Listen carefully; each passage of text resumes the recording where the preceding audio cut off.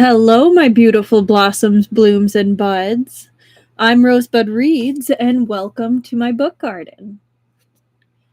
Also, welcome to the Thousand Autumns Book 2 6th live stream, and also the final live stream for Book 2, which is very exciting. Logistic-wise, I do not own anything. I'm not sponsored. The only thing I own is my time and the physical copy of the book that's actually sitting right in front of me already. I am unfortunately not sponsored by Seven Seas, but maybe one day. One day.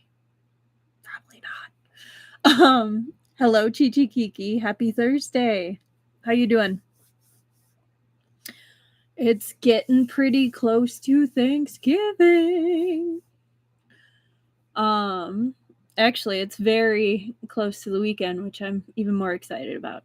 I'm doing good. Like a little sleepy, but who isn't?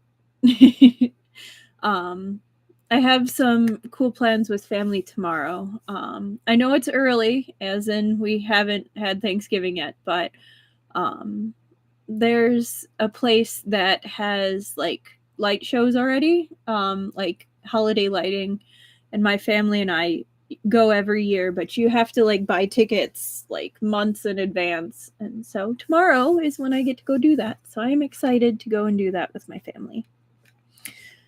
But yeah, it will be fun. It's not too cold, but it's enough to feel slightly festive. And then as well this weekend, I'm going to actually be changing the background early because this coming week I'll have time to start filming some of the videos for Christmas when I will not be able to live stream. So I'm excited to get to that this weekend, or at least get started on that. So I'm excited about that. Hello, Momars Rover. How are you doing today? Do either of you have anything exciting happen? Did anything exciting happen since Tuesday? Or that you're looking forward to this weekend? I'm trying to think if I have anything else going on, and I don't really think I do. No? Okay, that's perfectly fine. Sometimes those are the best weekends.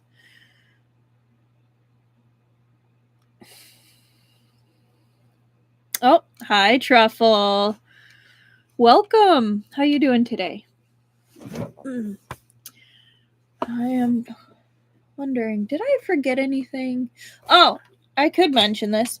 So, our injustices to service workers have been holding steady at 11 with one justice for service workers. I don't think that's going to change because we ended up kind of at the Bixia Sect, where it was basically a standoff between someone who got kicked out and then kind of revolted with some of their sect members versus the people that were with the older sect member. It just, yeah. We're gonna go see Mystery of Chess Boxing at the local weird movie theater. That sounds familiar.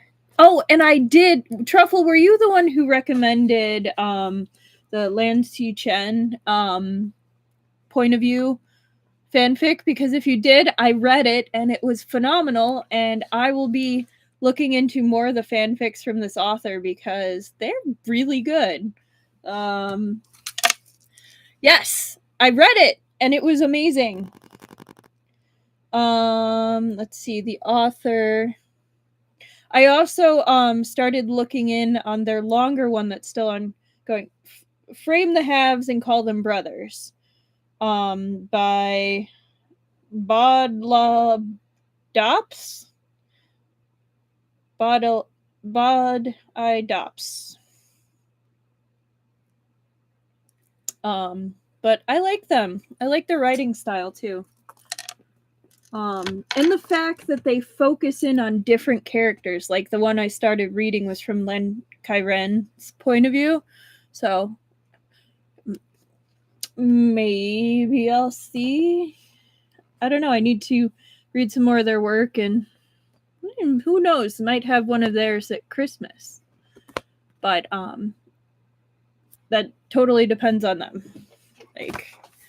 But all that. Thank you for recommending that. I enjoyed it greatly. Speaking of fanfics, this night's recommendations are for Scum Villain. I picked From My Fresh Blood and Lotus Flower by Passing Ghost Friend, who I absolutely love their works. And they're across a wide variety of fandoms and always a nice read. And the From My Fresh Blood and Lotus Flowers is apparently their 100th fic. And here's the summary. Shen Qiao is hurt during a solo night mission trip. He is injured and ends up near a solitary pond that is hidden away from the horrible sex plants that he wants nothing to do with. Yet he figured out what this pond was way too late, since the lotus flowers were already sparkling from his freshly spilled blood. All he could do was watch as a creation came from his blood and the energy in the pond. A child. So, kind of Mpreg, but it's like instant baby instead of Mpreg. But it's a nice one. It's from what I remember, it's pretty short, but it's an interesting read. For the MDZS fic recommendation, I picked From the Core of My Thinking, These Thoughts Spill Out by Preludian Staves. You've read that one, Chichi Kiki? It's good, yeah. No, I do really enjoy Passing Ghost Friend. So From the Core of My Thinking, These Thoughts Spill Out. It's a little bit of a self-indulgent truth spell fic or fix-it combo. It's not super deep, not a lot of substance, but it does make for a quick, interesting read. If you're looking for something but don't want to spend the evening on just one fic, like, it's a good read, totally good read. But like, if you're looking for like deep, epic storytelling,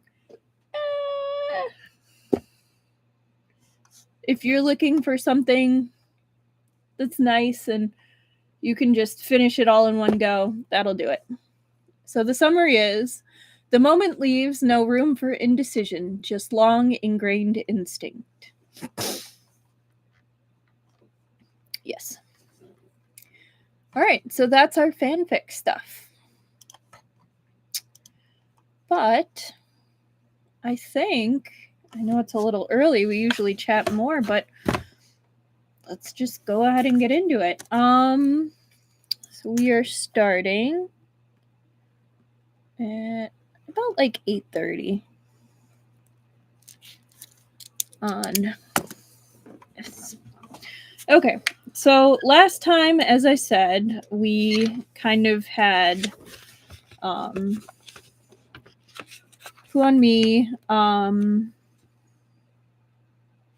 who master is Kunyi, kind of inserted himself into this complicated sect revolution going on between two different sections of this Bixia Sect, where Shen Qiao is taking Shiwu, since his old master was originally part of the Bixia Sect, but either left or got kicked out. It sounds like he maybe left after this whole leadership snafu disagreement, and then he died, and Shen Qiao promised, yes, I will bring Shiwu to his master's sect. And then they just walked into this whole plot, and they're like, yay. So,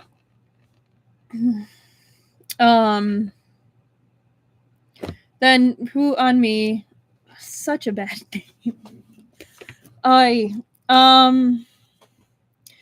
is basically saying, okay, irritated, Lu Feng cut him off. Here. Okay.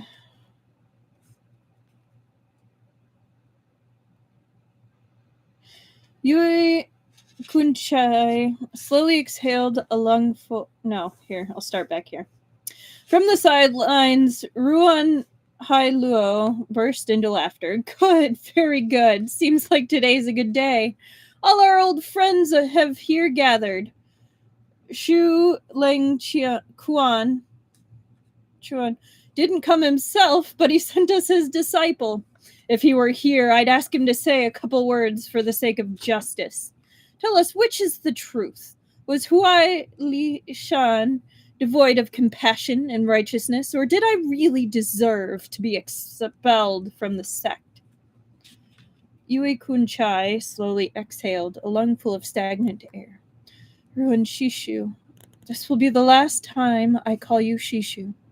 Before my master passed away, he too mentioned what happened between you, and I could hear the awful regret in his voice.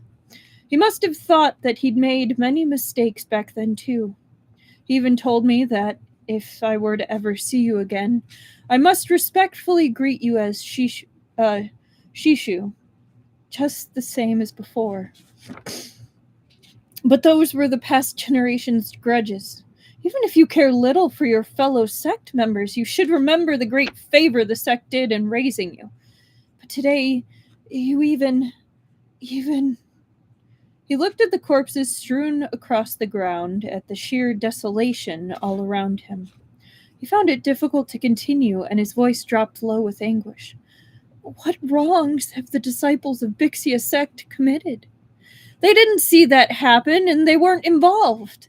So why did they have to die?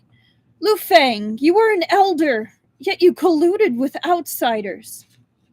Irritated, Lu Feng cut him off. Enough! I've always hated the way you kick up a fuss.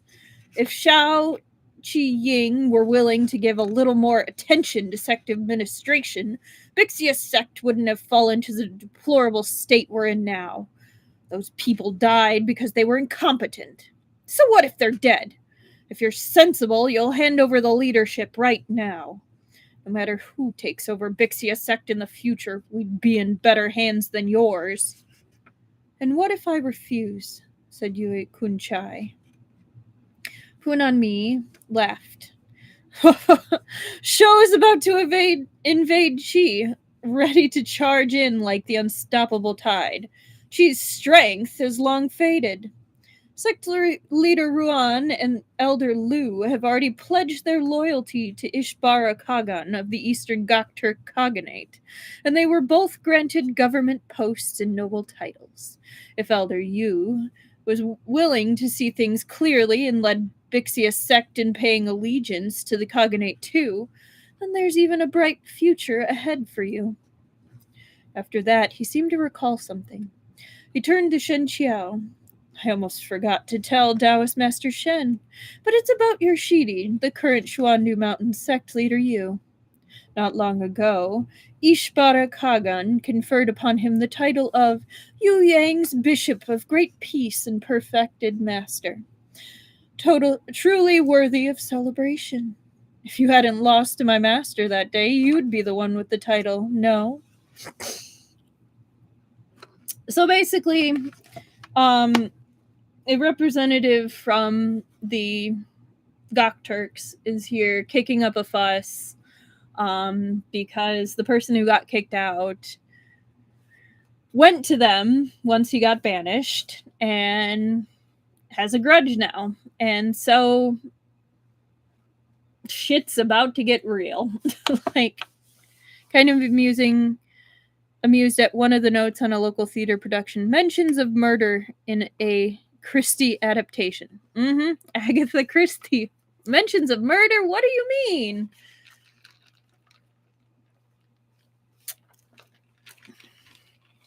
All right. Chapter 49. The Incident at Bixia Sect. Shen Qiao wrinkled his brows, though not because he lacked a title. Does that mean that Yui is coming with Kunyi to Bixia Sect? Punami laughed. Perfected Master Yu isn't coming, only my Shizun.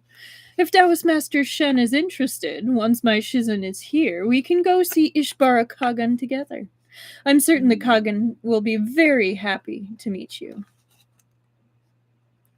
This humble Taoist has indeed fallen on hard times, but I haven't fallen so hard that I need to depend on a pillaging, slaughtering bandit. Ooh, he called him out! Pu'anmi's smile faded instantly. Do you know what you're saying? You think you can look down on whoever you want just because Yan Wuxi is supporting you? I've never thought that way, Shen Qiao said coldly. Suddenly, another smile spread across Pu'anmi's face. You should know. Soon Yan Wuxi won't even be able to save himself. You'd be better off pledging allegiance to our powerful and prosperous Khaganate. I can see that Taoist Master Shen has already regained most of his martial arts.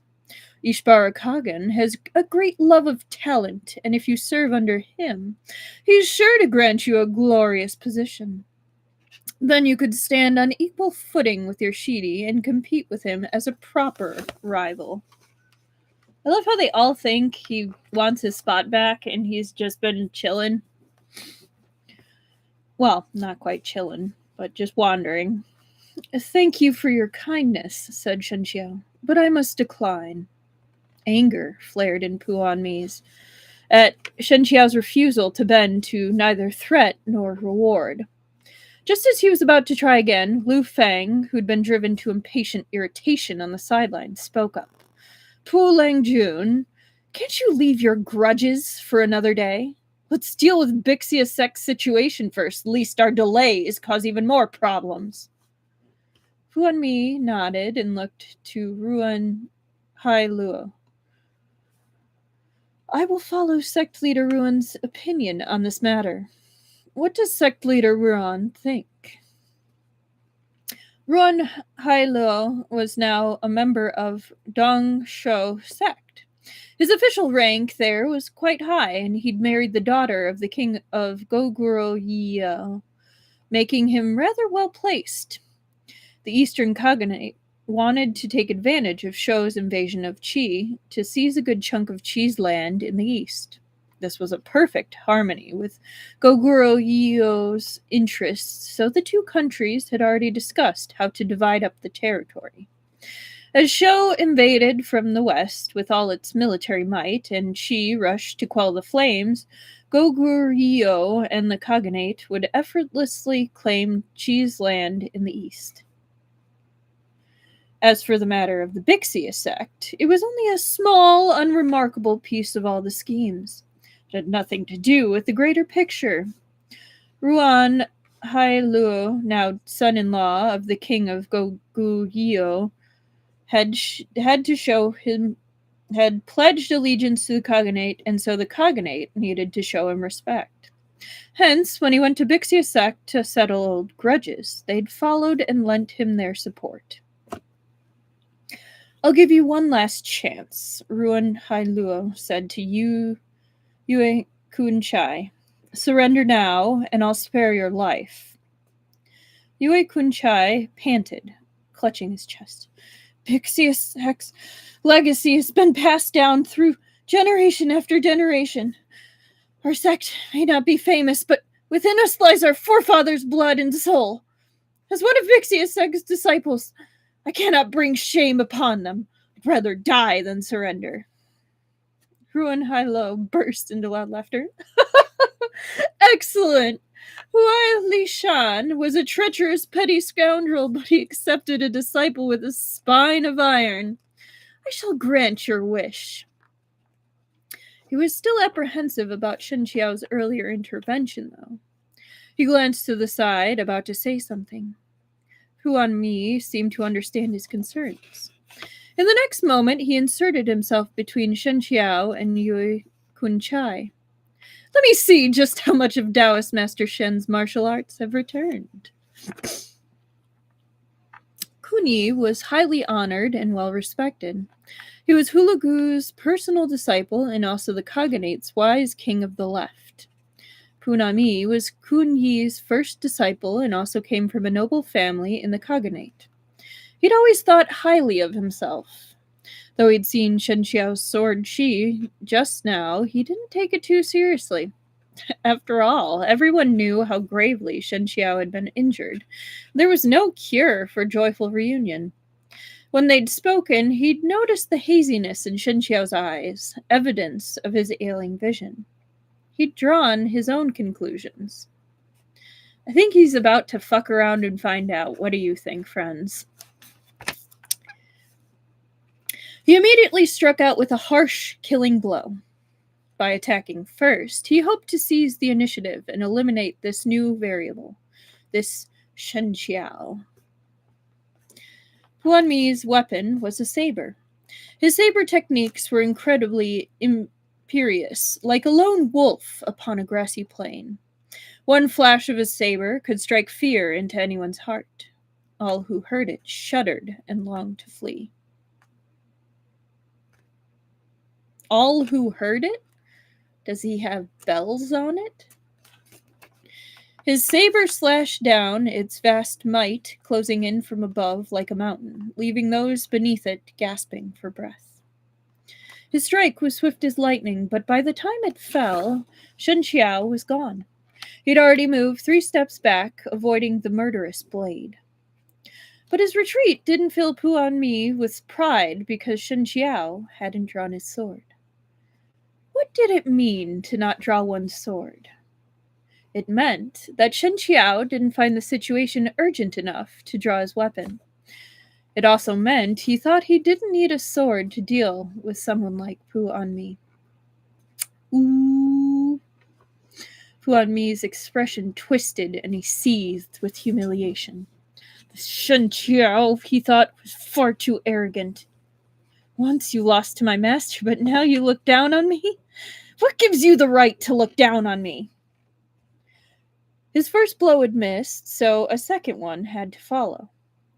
While his thoughts turned, Huan Mi leapt forward, and the glare from his saber surged. It didn't scream from above like his previous attack. This time, it came on like towering waves that swelled inward. Though it looked like only one attack, he'd actually fired 6 blasts of chi from his saber, each one more powerful than the last. I love how everyone underestimates him and then he just destroys them. It's so funny when they realize they should have been talking. They shouldn't. I'm thinking you mean they should not have been talking so big, right? I agree, Momars Rover. A saber master his age would have to be extraordinarily talented to be capable of creating 4 or 5 bursts of chi, yet Huan Mi had fired 6. One could scarcely blame him for being so confident and self-assured. Shen Qiao finally drew his sword. Shan He Tong Bei hummed as it emerged from its sheath. Perhaps it was resonating with the saber chi, or perhaps the constant nourishment of sword chi from Shen Qiao had given the blade a soul of its own, and now it was raring to greet the enemy. I like that idea. I hope that... I'm pretty sure there's a fic out there about that, but I really hope that someone's written about Shan He Tong Bei being sapient?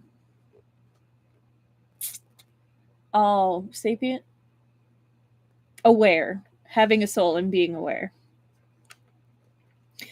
Shiwu's eyes went round in surprise. He recognized this as one of the moves Shen Qiao had used during his demonstration of the Azure Wave sword technique, back on the bank of the Yellow River.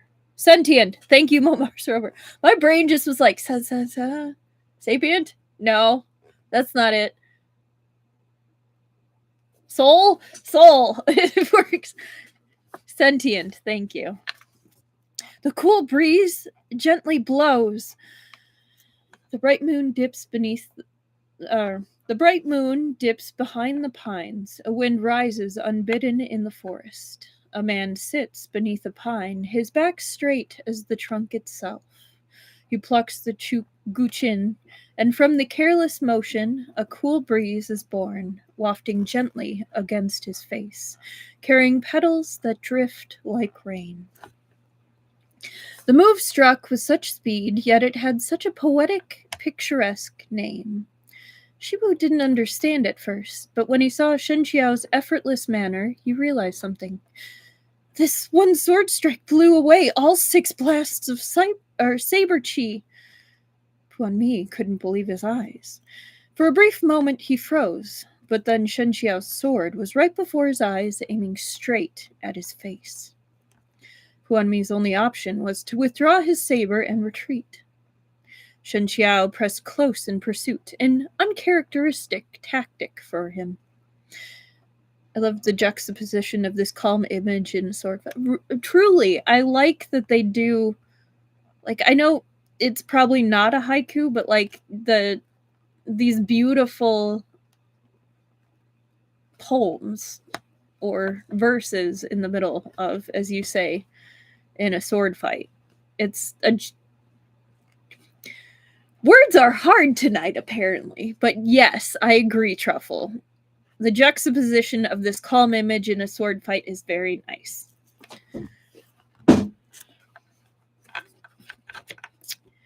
Okay. Puan Mi couldn't believe his eyes. For a brief moment, he froze, but then Shen Qiao's sword was right before his eyes, aiming straight at his face. Puan Mi's only option was to withdraw his saber and retreat. Shen Qiao pressed close in pursuit, an uncharacteristic tactic for him. As one advanced and the other retreated, they traversed Bixia Sect's entire inner area in an instant. Right as his back was about to slam into the wall, Puan Mi used his momentum to leap onto one of the ceiling rafters, then swung from it upside down and slashed at Shen Qiao with his saber once more. Some distance away, Yue Kunchai was being completely outmatched by Ruan Hailou. Not only was Ruan Hailou a generation higher than him in seniority, but Yue Kunchai's martial abilities were barely above average. He'd only been entrusted with managing sect affairs because Shao Qiying was in seclusion. With his days bustling with a myriad of duties, he'd neglected his training more and more. Of course he was weaker than Ruan Hailou. In only a moment, he fell to the ground and coughed up blood, injured.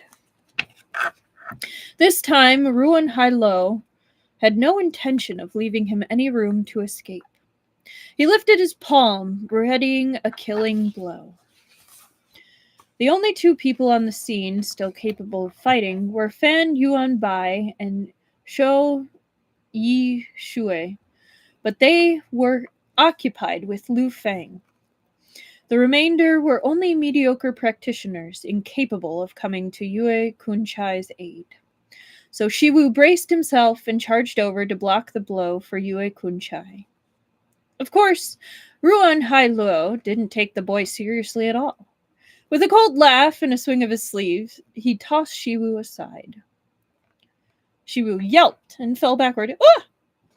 His sword clattered from his hand to the ground. Shen Qiao heard the commotion. Even without turning his head, he knew what had happened.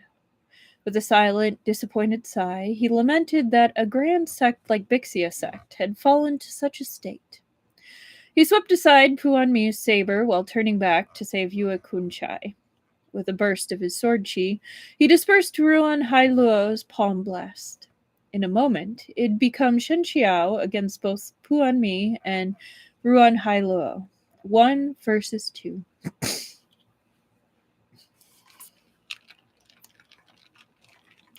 Puan Mi gave a mocking laugh. Taoist Master Shen is truly too capable. Everything is up to you. Ever since Puan Mi had seen that he couldn't use Shen Qiao, he'd decided to kill him. Now that Ruan Hailou had joined him, he was under much less pressure and he no longer hesitated. Every slash of his saber was swung to kill. 8 blasts of chi surged from his saber towards Shen Qiao, powerful enough to overturn the mountains and oceans alike. The bystanders only saw how Shen Qiao now had to handle both the impenetrable chi of Huan Mi's saber, as well as Ruan Hailou's fierce and billowing palm blasts. Outnumbered like this, no matter how powerful of a martial artist Shen Qiao was, it was unlikely to spread him completely thin. It'd be hard to keep up. It was likely, not unlikely, to spread him completely thin. It'd be hard to keep up. Shiwu's heart had leapt into his throat. He didn't dare make a sound, terrified of distracting Shen Qiao and disturbing his ability to judge by ear. His fists were tightly clenched, and he was soaked in sweat without his notice. Shen Qiao swung with his sword. The force of his slash was enough to sweep away everything before it. Where his blade fell, sword chi exploded outward, snow-white as it tore through the sky.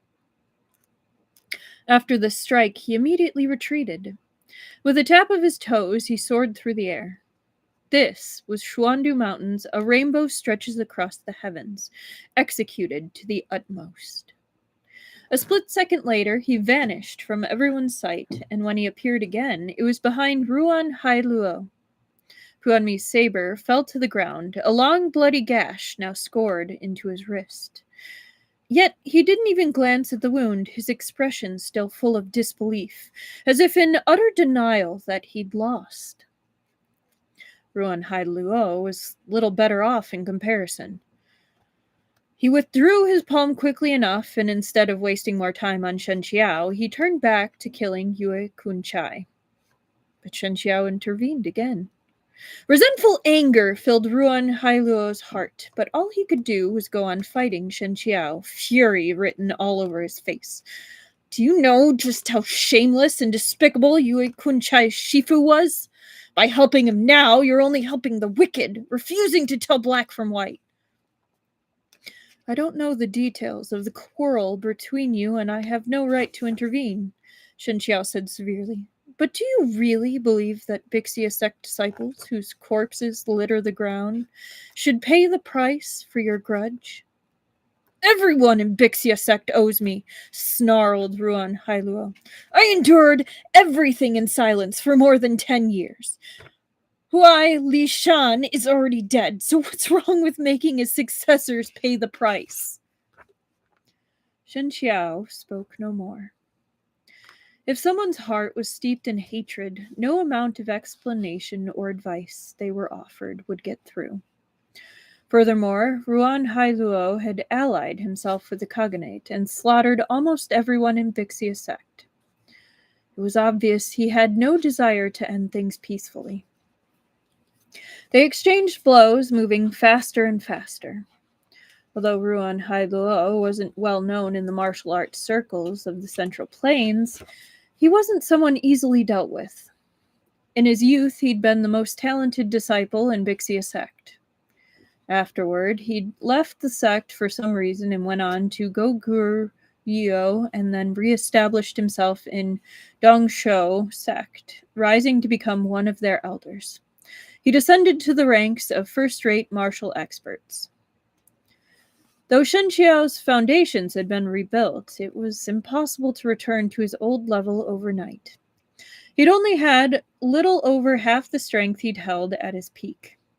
But without the lingering poison and his old injuries, his movements became more deft and relaxed than ever, no longer tinged with the fear of future consequences.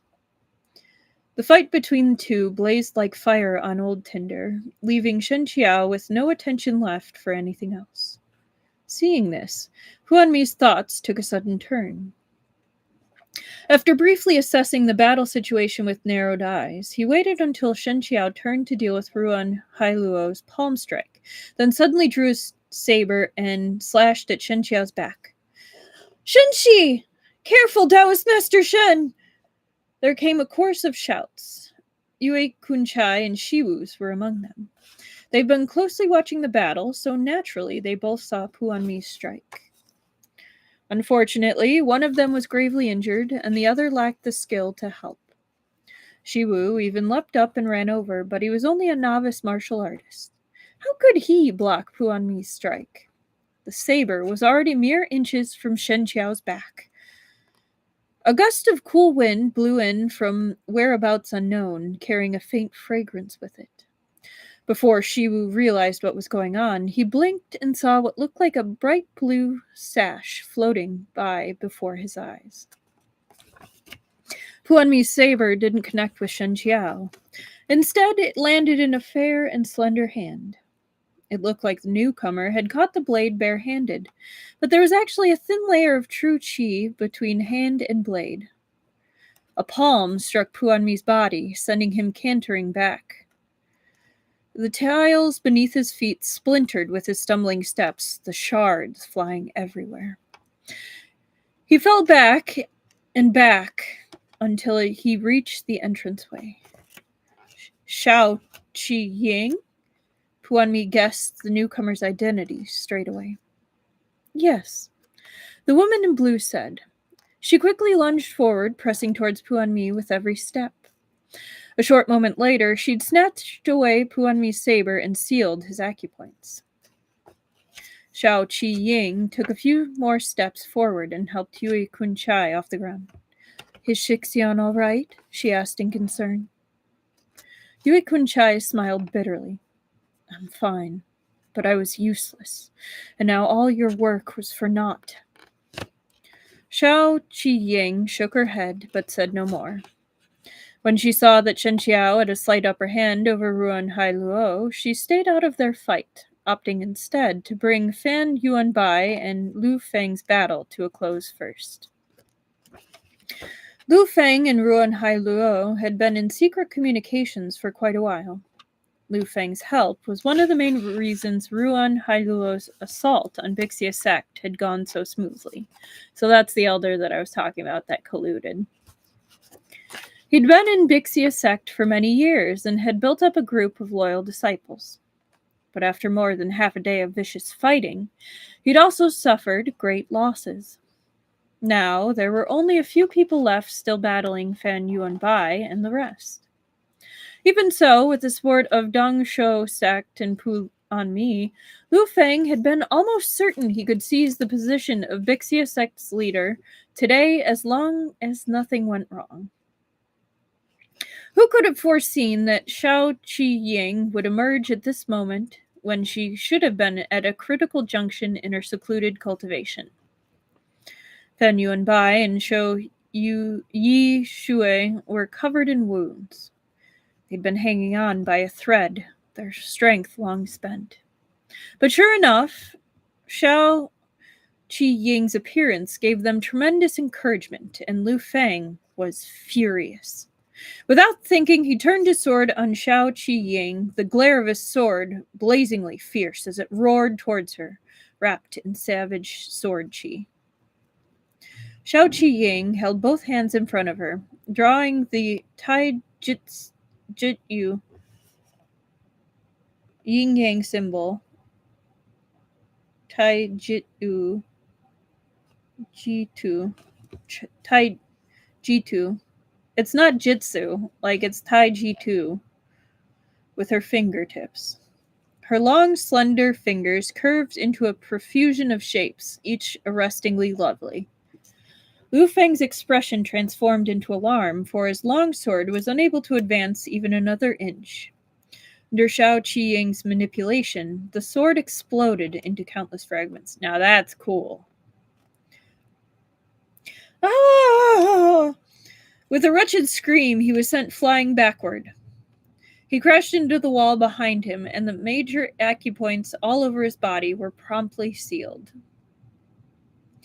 At the other end of the inner grounds, Shen Qiao had also defeated his opponent. With the tendons of his sword hand cut, Ruan Hailou knelt on the ground, his face pale as ash, Shen Qiao's sword pressed against his neck. All right, we actually have a picture of a woman that's not by wrong.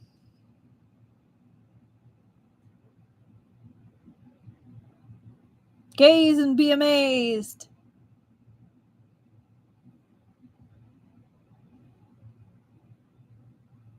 She kind of reminds me, like, in both the style and dress of, like, female Chu Yanyu.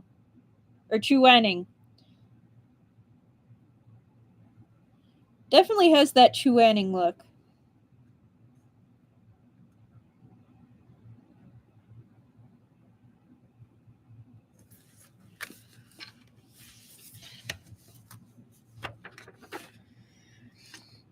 Yes, she is super pretty. And she does look very grim. I mean, her entire sect is like, it's under siege, and then like most of it's dead. That's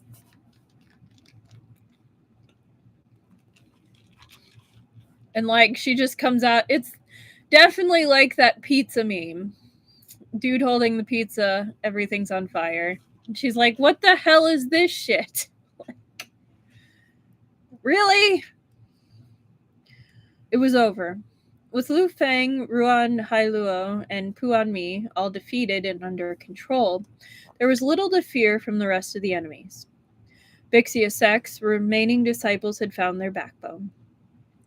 They quickly stabilized the situation and round up all the members of Dongsho Sect. However, when they looked at the scene before them, the sect's disciples littering the ground, their blood flowing in small rivers, none could drudge up the joy of victory. There was only a sense of heaviness and exhaustion. Zhao Yuyang looked to Lu Feng. Elder Lu, I know you and Ruan Hailou used to get along very well, but was that all it took for you to be so cruel? To throw away your disciples' lives, collude with outsiders, and destroy Bixia Sect like it was nothing? Lu Feng sneered. For many years, you disregarded sect affairs and focused only on your secluded cultivation, he said defiantly. When have you ever been a competent sect leader? What right do you have to question me? Yui Kunchai is a terrible martial artist and a mediocre administrator. Bixia Sect has long been in decline. It's a second or third-rate sect now. If we don't take drastic measures to reform it, then in a few years the entire sect will disappear from the world.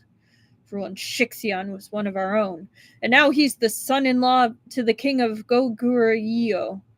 Why shouldn't he lead Bixia Sect and restore its former glory? You really are skilled at short-changing people.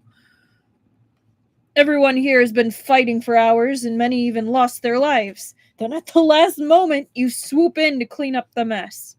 Just as I'd expect of the sect leader.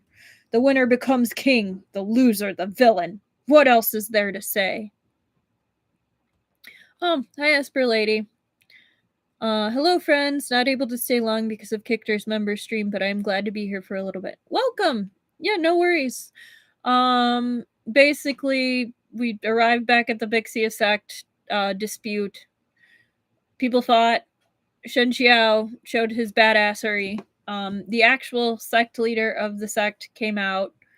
Now, the person that's talking to them was one of the people that revolted and was leading the revolt. And so now he's like, who are you to judge me for what I did? Like, you trashed the sect. Like, you were a horrible sect leader. Like, why should you lead?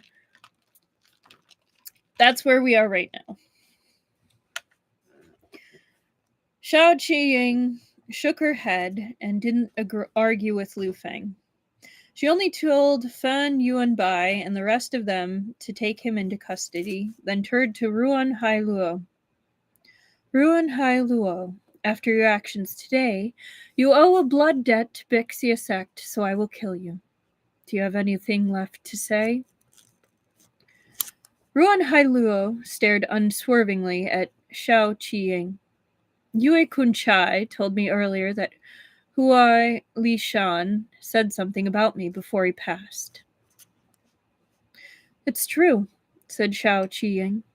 Before Shifu passed, he told us everything. What did he say? Ruan Hailou asked coldly.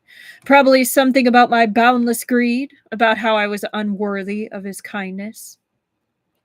Zhao Qiying shook her head and said slowly, Shifu said that he was the closest to you out of all his martial siblings back then.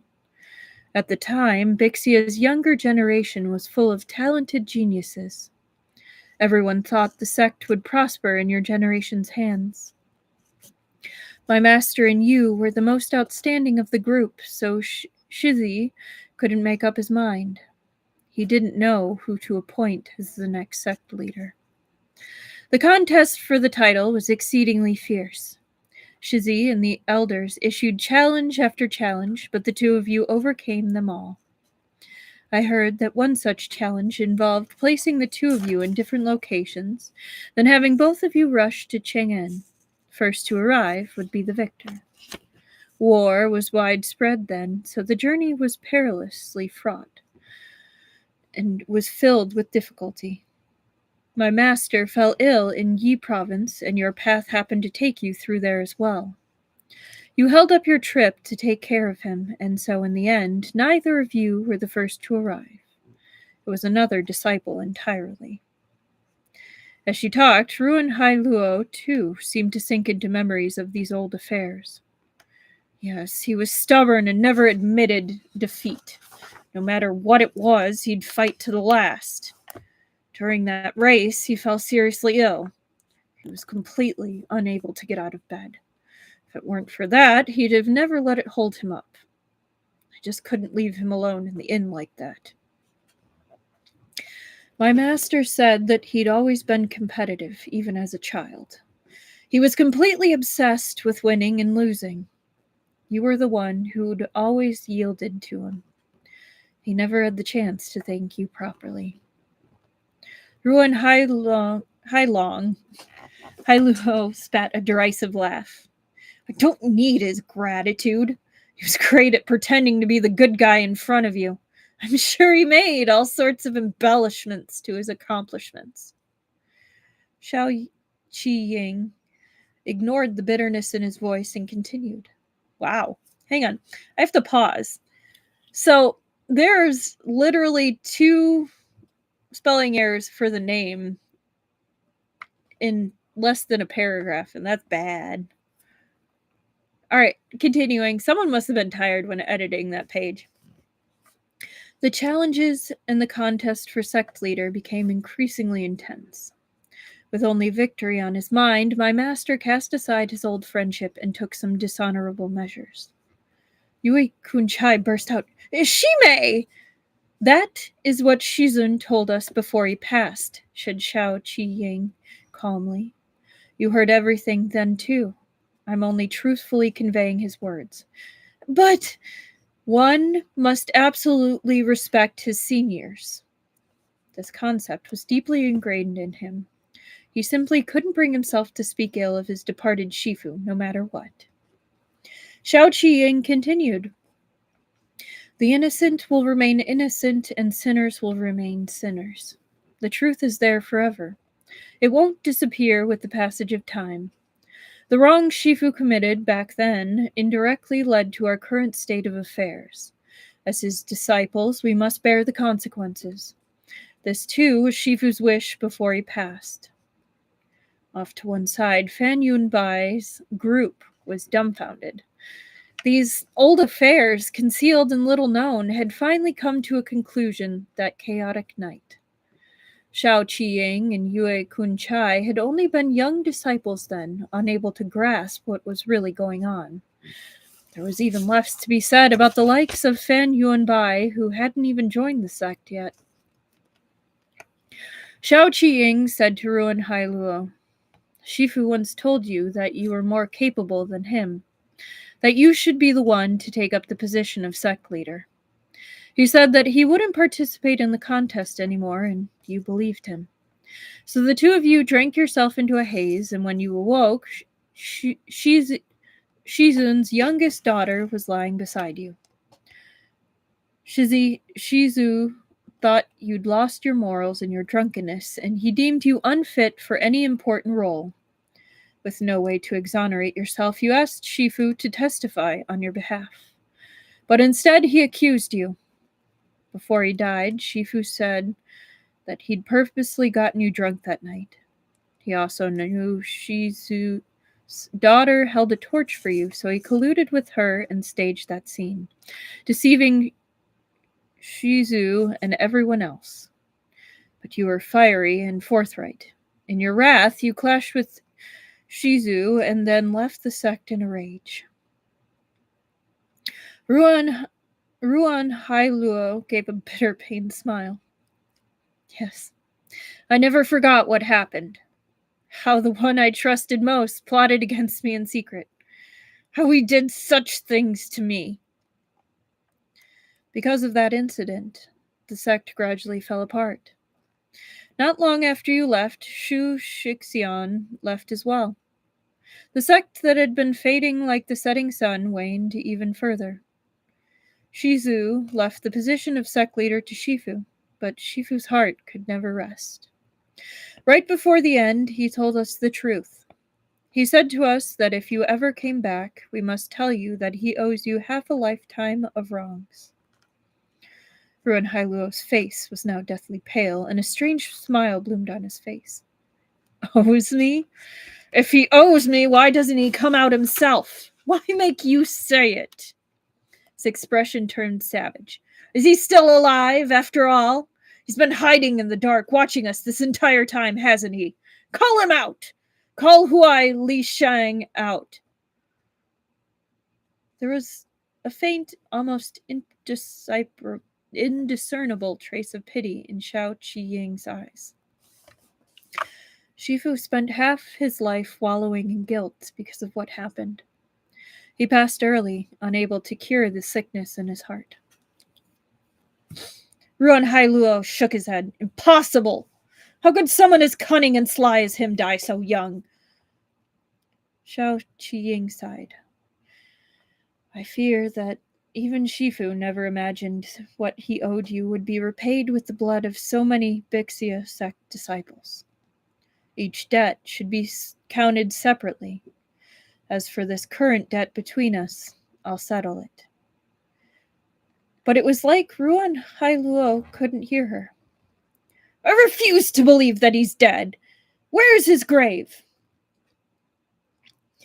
Yue Kunchai couldn't take it any longer. When Bixia Sect leaders die, their bodies are cremated and their ashes scattered among the many peaks of Mount Tai. Only their memorial tablet is enshrined in the House of Founders. Have you spent so long as a foreigner that you forgot this too? Ruan Hailou slowly closed his eyes. After a long while, 2 streams of tears flowed down his cheeks, and he spoke no more. Xiao Qiying said to Fan Yuanbai and the rest, dress your wounds, then search around to see if there are any more disciples still alive. When that's done, shut these people up in separate cells. We'll deal with them some other day. Yes, the disciples replied quickly. Huanmi blurted out, my master Kunyi will be here soon to visit sect leader Xiao. I asked for the sect leader to release me. We can talk this over. Xiao Qiying was perplexed. Who is Kunyi? She'd been in seclusion for a long time. She'd never even heard of Kunyi. My master is the Gokturk Khaganate's wise king of the left and the disciple of the Khaganate's Grand Master Hulagu. He defeated Xuandu Mountain's sect leader. He paused to look at Shen Qiao. Yes. It was precisely this sect leader, Shen, Taoist Master Shen. Xiao Qiying furrowed her brows. What exactly is going on here? Yue Kunchai endured the pain of his injuries and briefly explained the ins and outs of the tale. Then he said to Xiao Qiying, we owe much to Taoist Master Shen. Without him, we would have already lost control of the situation before you arrived. Xiao Qiying nodded, then cupped her hands at Shen Qiao in thanks. Thank you very much for your help, Taoist Master Shen. Bixia Sect will engrave your great kindness onto our hearts. Sect leader Xiao is too courteous, said Shen Qiao. There are many matters I must take care of. If Taoist Master Shen has nothing urgent, would you mind resting here in our sect for now? I'll return to consult you once I'm finished with other affairs. The incident had been a great blow to Bixia Sect. Of their notable disciples, only Fan Yuanbai and Xiao Yi Shui remained, and both of them were injured. And then there were the rest, who laid scattered on the ground. It was a truly mournful sight. The corpses of those disciples had to be cleared away, one by one. It was no easy task. Shen Qiao expressed his understanding. Then I'll impose on you for a couple of days. Once sect leader Shao takes care of more important matters, we will talk. Huan Mi was rather dissatisfied with being ignored. He was about to say something when Shao Qiying's sheath struck out and hit his acupoint, successfully shutting him up. Yeah! What followed next wasn't something Shen Qiao could intervene in. He took Shiwu to the guest room. No one was available to serve them, and they couldn't ask a great and mighty sect leader like Shao Qiying to bring them tea and water.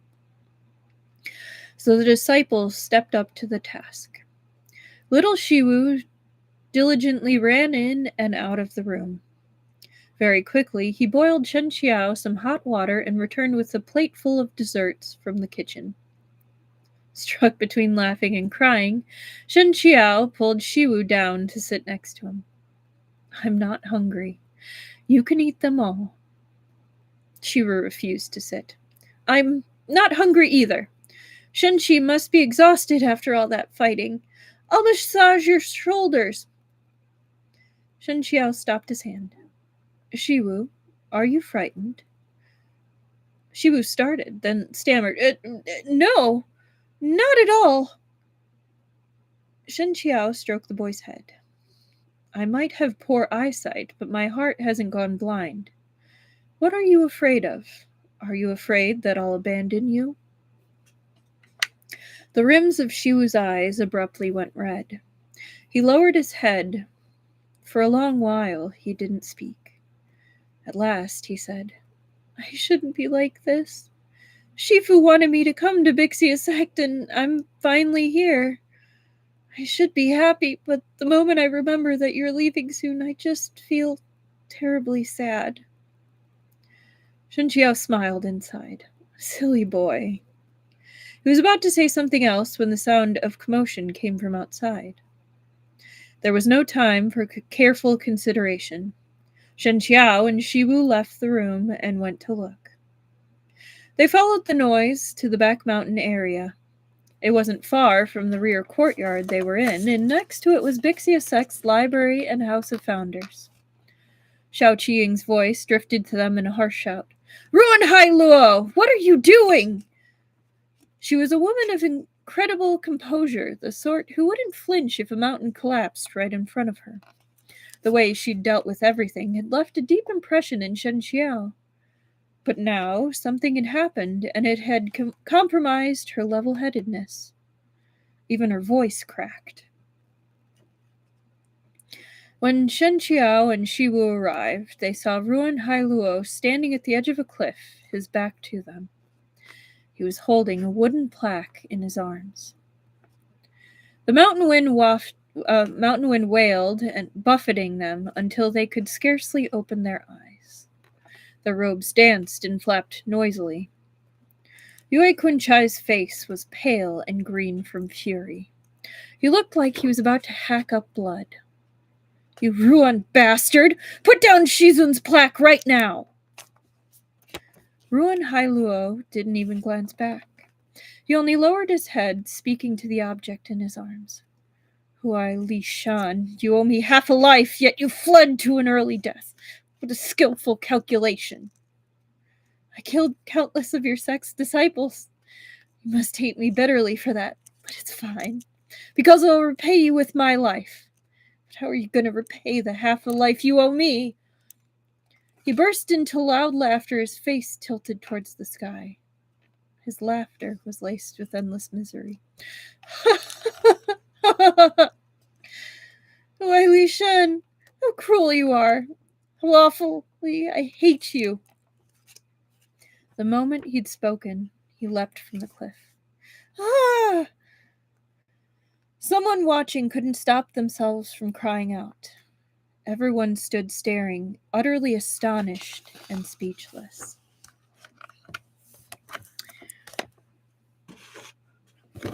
That's a complicated relationship right there.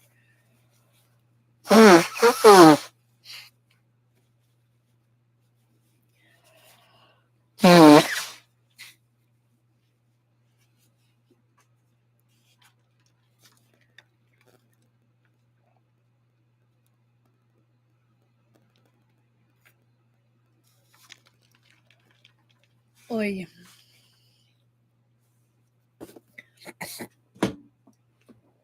Talk about a love-hate relationship.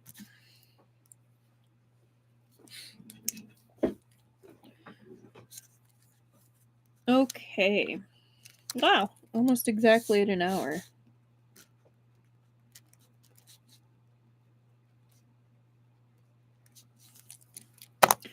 That's impressive. Okay. Chapter 50. Aftermath. When Ruan Hailou had forced open his acupoints and sprinted towards the House of Founders, everyone thought that the hatred that had built up inside him for more than a decade had finally reached its peak, and that he wanted to take it out on Huai Lishan's tablet. Never could they have imagined a conclusion such as this. Bye, Esper Lady. Have a good night and a good weekend. Hope you like the rest of the stream, and please say hi to Kikter for me.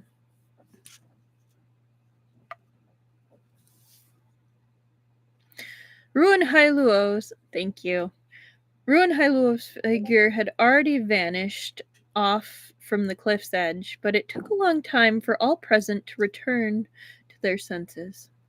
They didn't know whether to sigh or gnash their teeth, but when they thought of the terrible fate of the Bixia Sect disciples, they could only heave a deep sigh. A moment later, Yue Kunchai rasped, Shime. Shizun's tablet fell down with him. Should we erect a new one for Shizun in the House of Founders? Xiao Qiyang was quiet for a while, then said, Let's leave it for now. We can talk about it later. Then she turned to look at Shen Qiao and Shiwu. Does Taoist Master Shen have some time? I wish to consult you about something. Please go ahead, Sect Leader Xiao. Xiao Qian saw Shiwu following them, his face tinged with nervousness, and smiled despite herself. Shiwu should come along, too. Shiwu was a little embarrassed.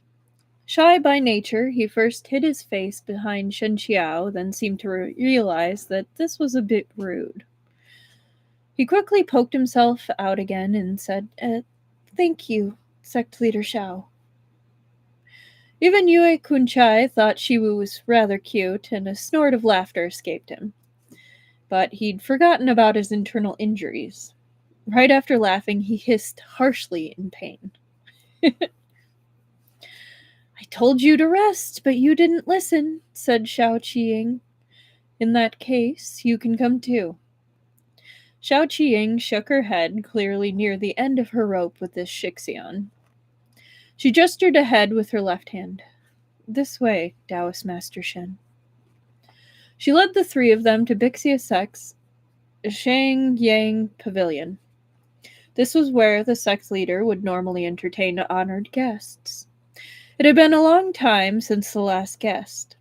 Few came after Bixia Sect's decline. Entering it, they could smell the faint scent of cold desolation. Shen Qiao and Shiwu had just taken their seats when they saw Xiao Qiying kneel before them with a solemn expression, then bow with her head to the ground in Shen Qiao's direction. Why are you bowing so deeply? Shen Qiao was shocked. He stood and moved to pull her up, but Xiao Qiying stopped him. Shixian and Yuan Bai have already told me. You brought Shiwu all the way from Yicheng to Bixia Sect, just to fulfill what Shu Shixian entrusted you with before his passing. A promise is worth 1,000 gold, and you are a man of your word. You deserve this bow of respect from me. Shen Qiao smiled, anguished. Your honored sect was in the middle of a crisis, so I couldn't explain in full. Sect leader Xiao and Elder Yue probably don't know, but Shu Shixian died because of me. He told them how he'd been severely wounded in a fight with Sen Jingxing, and how, after his close shave with death, he'd hidden himself in the mountains. How Shiwu had saved him, and how the abbot and his disciples had taken him in, bringing that fatal calamity to their door. For Shiwu, recalling it all again was utterly agonizing. It meant scene after scene of blood and tears. But Shen Qiao had taught him courage, and he was no longer the child who'd burst into tears at the drop of a hat. Now he forced his sorrow down, clenched his hands into fists, and spoke not a word. Once Shen Qiao was finished, a heavy silence settled over Shuyang Pavilion. After a moment, Shao Qiying said sternly, "These are two separate matters. No one could have predicted Shu Shishu's death, and it's the last thing you wanted to happen. He walked proudly to this death, so I trust he was perfectly willing. No one could have stopped him, and he achieved what he wanted to. How can Taoist Master Shen say it was because of you? Yihuan Sect knew Shu Shixian was from Bixia Sect, and they still murdered him ruthlessly. This debt is on their head, not yours." The more reasonable she was, the guiltier Shen Qiao became. He was happy to treat others with kindness, and he didn't care how much he gained or lost in exchange. But when other people returned him a similar kindness to the point that they were willing to die for him, it was far harder for him than simply receiving nothing in the first place. Very Wei Wuxian coded there. As if sensing Shen Qiao's thoughts, Shiwu reached out to hold his hand. "Aw, baby. We stand Shiwu in this house. Sweet, sweet baby boy." A small patch of warmth lay snug in his palm. Shen Qiao squeezed Shiwu's hand back, enveloping that warmth within his own hand. "I'm very grateful for sect leader Shao's consideration. But I did cause this, so I should be the one to resolve it. It is no concern of Bixia Sect's." Witnessing their deep affection for each other, as if they couldn't stand apart, Shao Qiying began to think to herself. At the same time, she asked, was Shu Shishu's last request for Shiwu to join Bixia Sect? "Yes," said Shen Qiao. Though Shu Shiyang left the sect for his own reasons and never returned, he always considered himself a member of Bixia Sect in his heart. Shao Qiying took the wooden plaque Shiwu handed over and brushed over the Shu character atop it. For a moment, a trace of sorrow flitted across her expression, which was normally so calm and composed. There's got to be an AU where Shen Qiao runs an orphanage. There's, at the very least, there has to be one. I agree.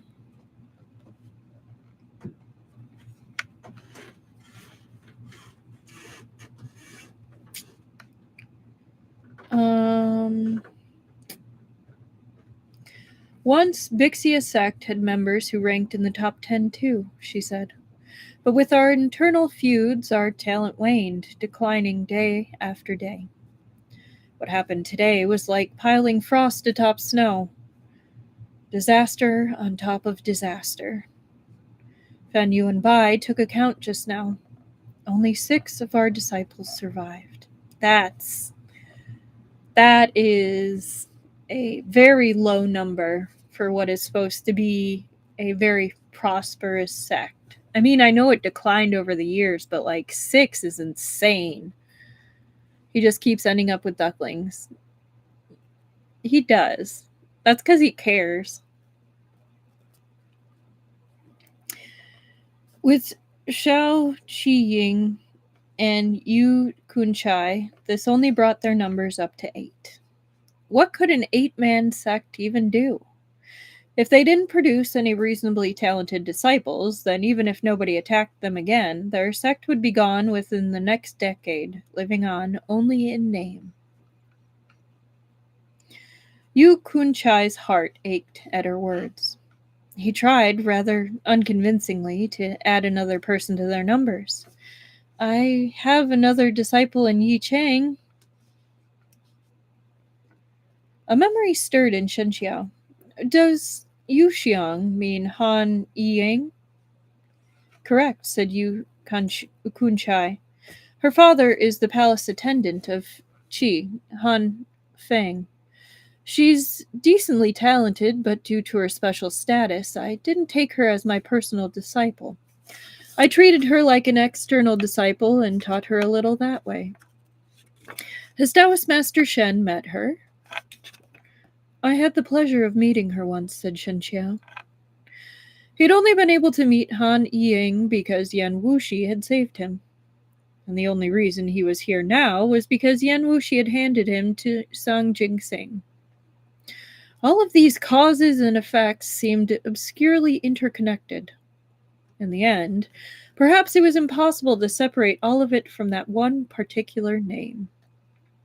Shen Qiao suddenly remembered what Puanmi had said, that soon Yan Wuxi wouldn't be able to save even himself, and by wrong had once said something similar. Of course, someone as capricious and unbridled as Yan Wuxi had countless enemies. But if you asked Shen Qiao who in the world was capable of killing him, he wouldn't be able to think of one. There might be a flaw somewhere in Yan Wuxi's martial arts and his demonic core, but he'd already far surpassed the Jianghu's ordinary first-rate experts. It was clear from his duel with Ruan Hailou. If not for the instability in Yan Wuxi's demonic core, Ruan Hailou probably wouldn't have walked away with only a few months' worth of healing to do. Qi Fengui was gone, and so was Chu Yuyang. There was no one who could match Yan Wuxi. As strong as he was, even a resurrected Qi Fengui and Chu Yuyang might not be able to defeat him. But it was clear Puanmi already knew of some well-crafted plot. By wrong, too, couldn't have just been speaking nonsense.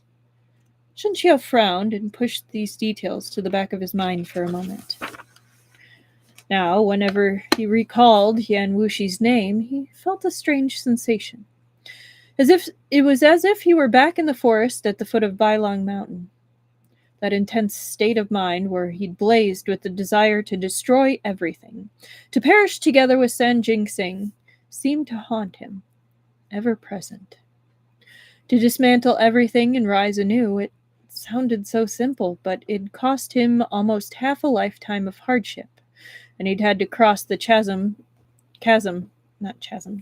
between life and death itself. He'd been more ghost than man, and from there he'd scaled that 1,000-meter cliff face, crawling to the precipice little by little. Now it was all clear blue skies, but back then the anguish had practically ripped him apart. It had been a fate worse than death. Shenqi? Shiwu's worried voice floated to him. Shen Qiao offered the boy a comforting smile, showing him that there was absolutely nothing wrong.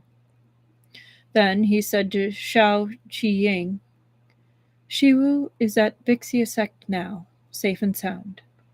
What plans does sect leader Shao have for him?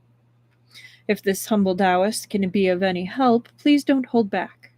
Let me know. I indeed have a favor to ask you, said Shao Qiying. It's about Shiwu. She met Shen Qiao's perplexed eyes and said, Shiwu already has a Shifu in Bixia Sect. His Shifu is Shu Shishu. The fact will never change. No one else, including me, has any right to be Shiwu's Shifu. But I know that Taoist Master Shen must have taught Shiwu much during his journey. If Shiwu still needs someone to guide him as he grows up, to teach him martial arts, then I want that person to be you. Shen Qiao was somewhat taken aback. I fear that it would go against Shu Xiang's wishes. Shao Qiying shook her head. Shu Shishu wanted Shiwu to return to his sect because he was afraid that Shiwu would have no one to rely on in the future. But with Taoist Master Shen here, Shu has no need to worry. Shu has gone from this world, but Bixia Sect's gates will always be open to Shiwu, and we won't stop him from taking another master. I can see that Shiwu is clever and talented. At the moment, Bixia Sect is very weak, and we must start over again from nothing. What's more, I'm not very good at guiding disciples. I fear that I'll only waste Shiwu's excellent aptitude. Letting him follow Taoist Master Shen really is the best choice. Then she turned to Shiwu. Shiwu, you haven't officially acknowledged Taoist Master Shen as your Shifu, have you? Well, we're here as witnesses today. Why not take the chance to offer your Shifu a cup of tea? Joy bloomed on Shiwu's face. He looked at Shen Qiao. Can I, Shen Qiao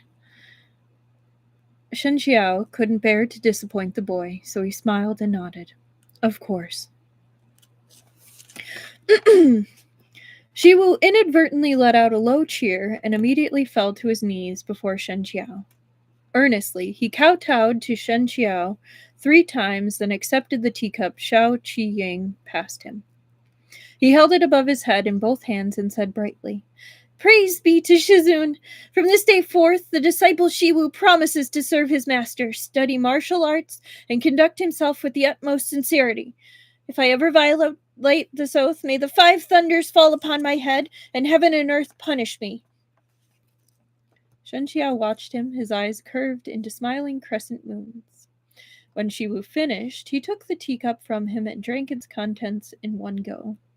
Then he pulled the boy up and patted the dust from his clothes. A chuckle escaped Shao Qiying. Shu Shishu found a truly wonderful Shifu for Shiwu. Taoist Master Shen doesn't treat Shiwu like a disciple, but like his own beloved son.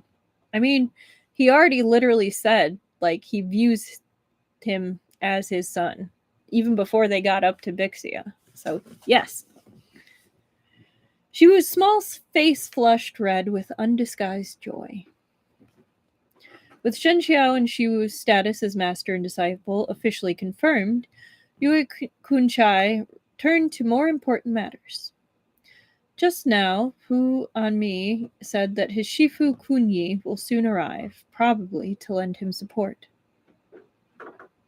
Right? Why wasn't that a picture? Hang on. Do we get to see? No. But that picture's pretty cool.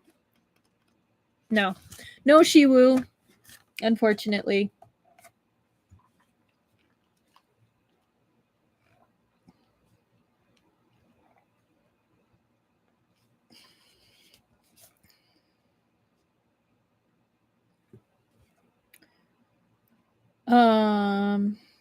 When he gets here and discovers that Ruan Hailou is dead and Puanmi imprisoned, I fear he'll use it as justification to quarrel.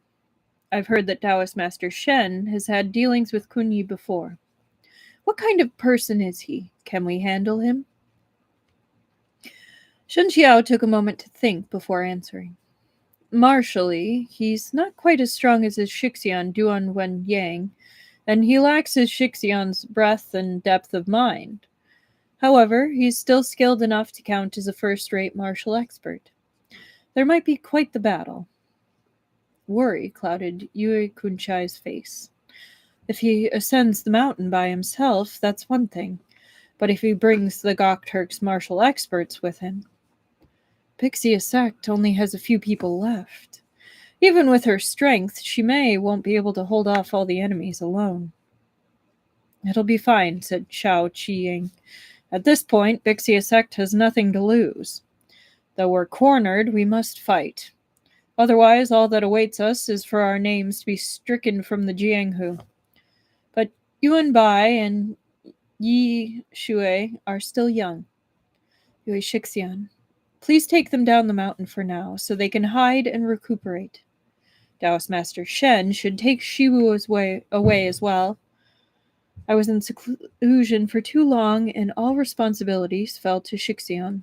It was a lot of trouble for you. Now I shall undertake everything myself. Yue Kunchai's eyes were red. What are you saying? I'm not leaving.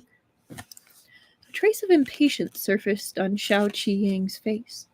You have serious injuries, and even if you do stay, it won't help the situation. You'll only add to my burden and distract me. It's better for you to leave the mountain with Taoist Master Shen and the rest instead of wandering around in front of me being a nagging eyesore. Wei Kunshi laughed. I know you're saying this to keep me out of danger, but Bixia Sect already has nothing else to lose, so whether we advance or retreat, we'll do it as one. It was my fault the mountain gates were breached today. I absolutely won't withdraw beforehand. Shen Qiao spoke up as well. As sect leader Xiao, Shiwu and I will remain here as well. Xiao Qiying frowned. But you... In the past, I dueled Kunyi and fell from a cliff in defeat. Even though there's another story behind that, one which others need not know. A loss is a loss. If there is another chance to fight Kunyi now, I will undertake it with everything I have. Please give me this chance, sect leader Xiao. And what if I refuse? Asked Xiao Qiying.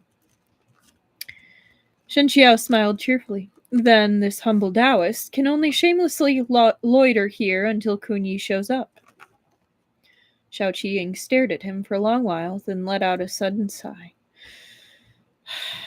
What have Bixia Sect and I done to be worthy of making a friend like you? There are some who never understood each other in their lifetime, and there are some who become old friends with a single meeting. That is true. I once had a conversation on an airplane for like 6 hours with this random lady about pretty much my entire life story. Never seen her again. Never planned to see her again. I can't even remember her name. But we went deep.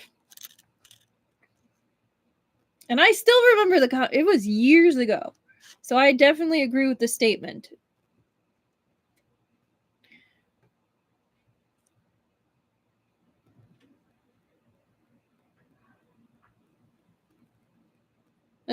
I really like that statement. There are some who never understand each other in their lifetime, and there are some become old friends with a single meeting. Xu Xiang gave up his life for me, a stranger he'd only met once. Of course I'll fight for Bixia Sect as well. And there is indeed some history between me and Kunyi. It's not all for Bixia Sect's sake. Xiao Qiying had met Shen Qiao only a scant few times. They barely knew each other. But because they'd weathered the crisis at Bixia Sect together, she'd gained an excellent impression of him. And now she saw how bravely he volunteered himself for a sect he had no ties to, and she was overcome with gratitude. I have no words to express how grateful I am for your immense kindness, she said. I shall treasure Taoist Master Shen's friendship and your trouble deep within my heart. I cannot claim that I'll be able to repay it in abundance, but if you ever have need of anything at all, Bixia Sect will go through fire and water for you, no matter what. They discussed the matter of Kunyi for a while. Once they'd more or less made their decision, Shen Qiao noticed the fatigue on Shiwu's face. He got up and took his leave while the other remained and brought Shiwu back to the guest room. On the way there, Shiwu asked Shen Qiao, Shizun, just now sect leader Xiao talked about keeping your troubles deep within her heart. What trouble was she speaking of? I didn't really understand. Bixia Sect has been in steady decline, said Shen Qiao. Sect leader Xiao didn't say as much, but she must feel terribly anxious. She knows that the strong rule in the Jianghu, so she leaps to improve her martial arts, hoping for great achievements. That way, she can protect her sect from outside powers. Unfortunately, Lu Feng betrayed them. He colluded with outsiders to launch an assault just as she was at a critical juncture in her cultivation. Sect leader Xiao is forced to break her meditation. Though she isn't showing it, she's actually suffering internal injuries right now. If she duels Kunyi, she has no chance of victory. She knows that I proposed to duel him myself to help her out of this predicament. That's why she said she's grateful for the trouble I went to. Sorry. I'm all creaky. Shiwu quietly gasped and felt himself grow nervous. Then, what about Shizun? Can you defeat Kunyi? I heard that your esteemed self already lost to him once before. Is he very strong? The boy's worry had sent him into a panic, and he spoke thoughtlessly. Anyone else might have first considered whether their words would hurt Shen Qiao's pride. Smiling, Shen Qiao answered, He isn't the strongest, but he certainly has his strengths that he excels at. My martial arts haven't fully recovered yet. I cannot say that victory is certain. What are your chances of winning? Shen Qiao tried to smooth out Shiwu's tightly pinched brows. About 50-50. Not only did Shiwu's brows fail to smooth out, they pinched together even harder. Shen Qiao's words had obviously scared him. Kunyi wasn't as strong a martial artist as Duan Wenyang, but he wasn't much weaker. Working with Yui to poison Shen Qiao cast dishonor over his victory, but his actual skills weren't lacking. If Xiao Qi Ying faced him uninjured, the fight might end in a tie. But now it was hard to say. If Shen Qiao weren't here, perhaps Bixia Sect really would be forced into either protecting the sect to their deaths or preemptively retreating.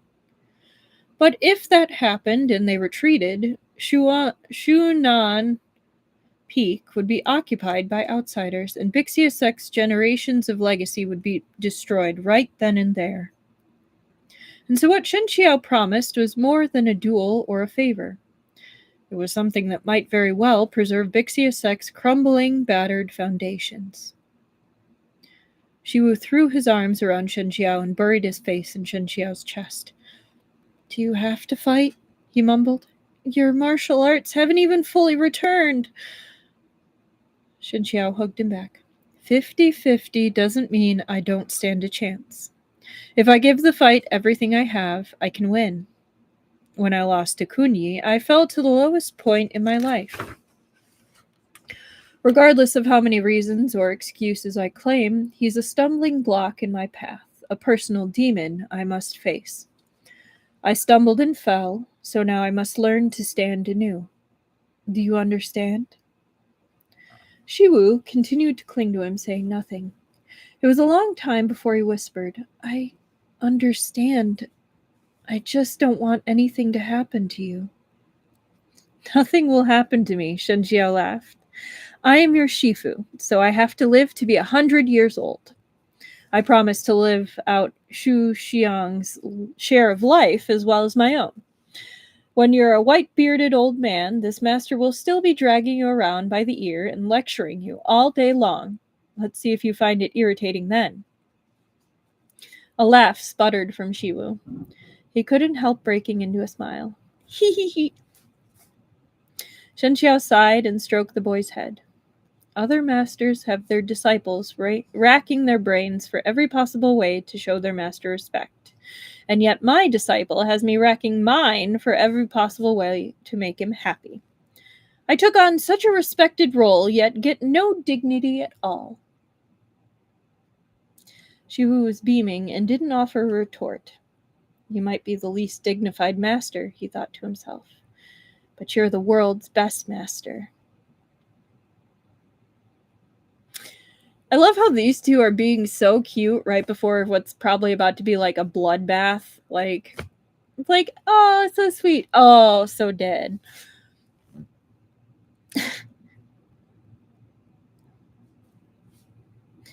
Just the thought that he was Shen Qiao's disciple was enough to fill him with satisfaction. For 2 days, the foot of the mountain remained quiet, and no outsiders arrived. This gave Bixia Sect the time to rest and reorganize themselves. Shiwu helped Fan Yuanbai, and the others lay all of the rest of the Bixia Sect disciples who died in battle to rest. After all the blood and slaughter, all that was left of the once lively sect was an empty void. That's pretty sad. By great fortune, Fan Yuanbai and Shou Yishui had survived, but there was no joy to be found on their faces. They both grieved for the fellow disciples who had been lost and were anxious about the fierce battle that might soon arrive. Naturally, they weren't in high spirits. On the third day, the bell outside Yang Pavilion rang, and soon its peals reached everywhere in Bixia Sect. The whiplash in this chapter is amazing. It really is, Truffle. It was a message from the disciples keeping watch over the mid-mountain region. Someone was coming up the mountain, and they couldn't stop him. Understanding the message, everyone rushed to the mountain gates. There they saw a young man standing with his hands clasped behind his back, dressed in foreign garb. 2 other people followed him, their brows heavy and noses prominent. Their long hair fell to their shoulders, which was pulled into braids, and scarves were wound around their heads. This distinct manner of dress gave their identities away at a glance. "We didn't know that we'd have honored guests coming," Shao Qiying said sternly. "Please forgive us for not coming out to receive you. I am Bixia Sect leader Shao Qiying. May I ask this distinguished master's esteemed name?" "Kunyi of the Gokturks. I'm here to pick up my unworthy disciple," the man said proudly. Then he studied her with a measured gaze and shook his head. "You are Bixia Sect leader Shao Qiying? Rumors called you an extraordinary talent, the one who revived your sect. But now I see there's not much to you." Fan Yuanbai and the others were standing behind her. They glared at him angrily for saying such a thing, but privately Shao Qiying was stunned. She suddenly recalled Shen Qiao's appraisal of Kunyi, that he was highly respected in the Khaganate as well as Hulagu's disciple. Hence, he was incredibly arrogant, but his martial arts were the real deal, and authoritatively so. He wasn't strong enough for the top 10, but he wasn't far from them. Regardless of whether he'd tampered with the duel on Banbu Peak, he wasn't someone who could be trifled with. For Kunyi to say something like that the moment they'd met, it was obvious he wasn't simply belittling Shao Qiying or trying to provoke her. Rather, he could tell that she was suffering from internal injuries and was no match for him. His eyes were indeed razor-sharp, just as Shen Qiao had described. Shao Qiying's heart sank a little, but she didn't let it show on her face. "So, the Gokturks' wise king of the left has honored us with his presence. Together, your disciple and Dong Shou's sect's Ruan Hailou colluded with Lu Feng, a traitor from our sect, and they slaughtered countless Bixia Sect disciples. Can the wise king of the left offer any explanation for this?" Kunyi let out a derisive laugh. "Puan Mi was invited here by the elders of your honored sect.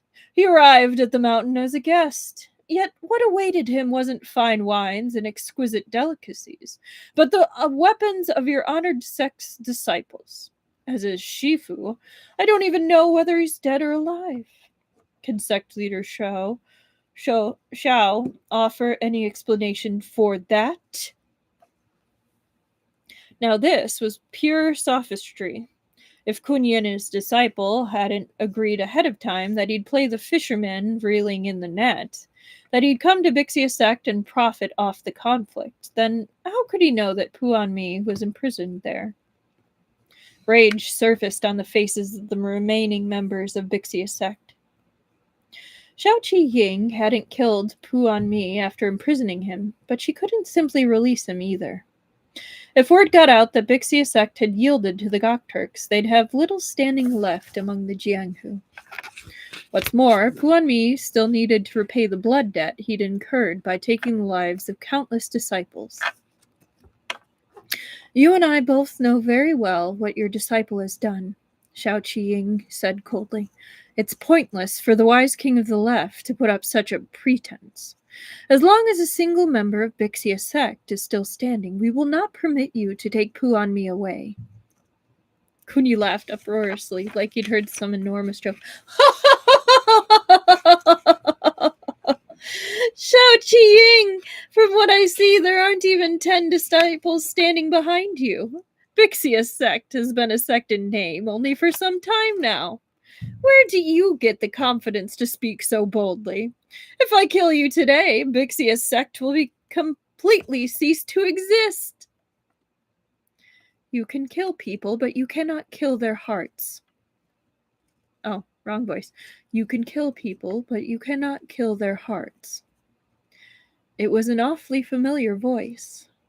Kunyi's brows twitched involuntarily, and he twisted around to look. A man carrying a sword walked towards him. A face that couldn't have been more familiar, one that Kunyi saw even in his dreams. Because once he'd fought this man on Bamboo Peak. And that duel had caught the eye of the entire world, and with that, Kunyi had soared to fame all across the Central Plains. And with that, the man before him had been utterly disgraced and lost all his martial arts. Though he'd been fortunate enough to survive, all that had remained to him for the rest of his life was to waste away, gasping feebly for breath. Shen Qiao. Kunyi forced this name out between gritted teeth. His voice was laced with emotions so complex even Kunyi himself couldn't have described them. I trust that you've been well, Kunyi. Shen Qiao nodded towards him, the same as he'd done that day on Bamboo Peak. But Shen Qiao had been a Grand Master then. Helming a sect, someone the entire world admired. And Kunyi had just entered the Central Plains and hadn't yet made his name. But time had passed and things had changed. Their positions had changed tremendously. Kunyi was no longer that Kunyi, and Shen Qiao was no longer that Xuandu Mountain sect leader. But how was he still so calm? From the moment they came face to face, Kunyi closely scrutinized Shen Qiao, but he couldn't find even a flicker of misery or dejection. Shen Qiao was still the same Shen Qiao. He didn't seem to have changed at all. No, he must have, somewhere. Sect leader Shen, Kunyi said suddenly. No, I can't call you sect leader anymore. Taoist Master Shen. Were you injured in your fall from the cliff? There seems to be something a little strange about your eyes. Yes, said Shen Qiao, although my eyes have nothing to do with the fall. Joyful reunion caused that. As for why and how, sure you know better than I. Kunyi shook his head. You should blame your Shidi, Yuyang. He was the one who poisoned you, not me. I challenged you to a duel, sent you a letter sincerely and honestly, then fought you openly and honestly on Bamboo Peak. Everyone saw it. I never made any dishonest moves. He looked at the sword in Shen Qiao's hand and chuckled. Did you wait for me here because you were dissatisfied with your defeat? Or are you just standing up for Bixia Sect, even though it has nothing to do with you? The affairs of the past are like the waters flowing by. They cannot be returned. I waited for you here for one purpose, to ask you for a duel. Dare you accept my challenge? Slowly, he drew his sword from its sheath and let it hang, its point towards the ground and lightly quivering. Shimmering sunlight glinted, dazzling, off the metal. The mocking look on Kunyi's face faded, and his expression became incomparably stern. He, too, drew the saber from his back. This battle was destined to happen. It had only been a matter of when. Kunyi felt a thrill running through his bones. Though he'd defeated Shen Qiao before, deep inside his heart, joyful reunion rankled at him too. Misgivings about how his victory was achieved remained. This time, he'd make Shen Qiao wholeheartedly accept defeat. Oh boy. Things are getting real.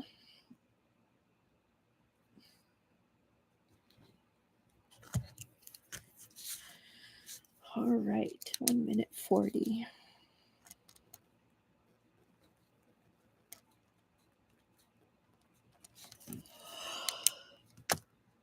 Whew.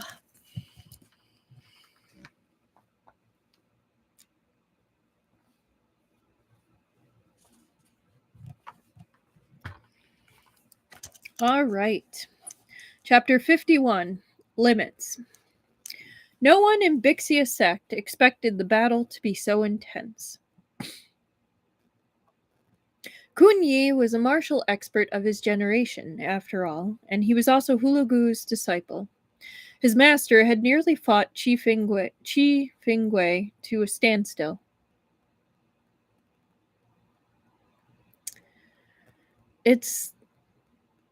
I think book 3 is the one with the spiders and the gorillas.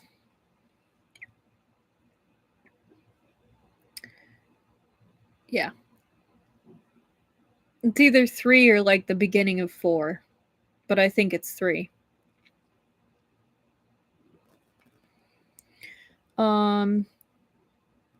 His master... Okay, I'm just going to restart. No one in Bixia Sect expected the battle to be so intense.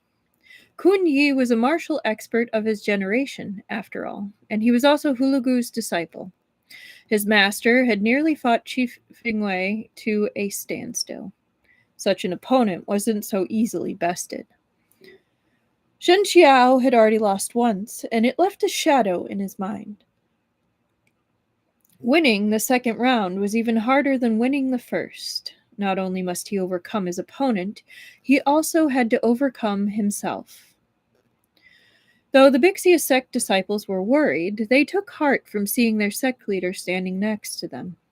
They felt like, even if Shen Qiao lost, their sect leader could still fight. Only Yu Kunchai understood that Xiao Qiying's forceful exit from her meditation had damaged her cultivation. If Shen Qiao lost this match, all fate held for Bixia Sect was to be carved up by the enemy. But could Shen Qiao win? He swallowed down his restlessness and refocused his mind entirely on the battle. The martial path Kun Yi followed was the brash and unconstrained kind, forceful and domineering. There was incredible vigor and authority behind his every slash, each powerful enough to shake the mountains and earth. Whenever his blade sheath struck the ground, the spectators felt it quake beneath their feet.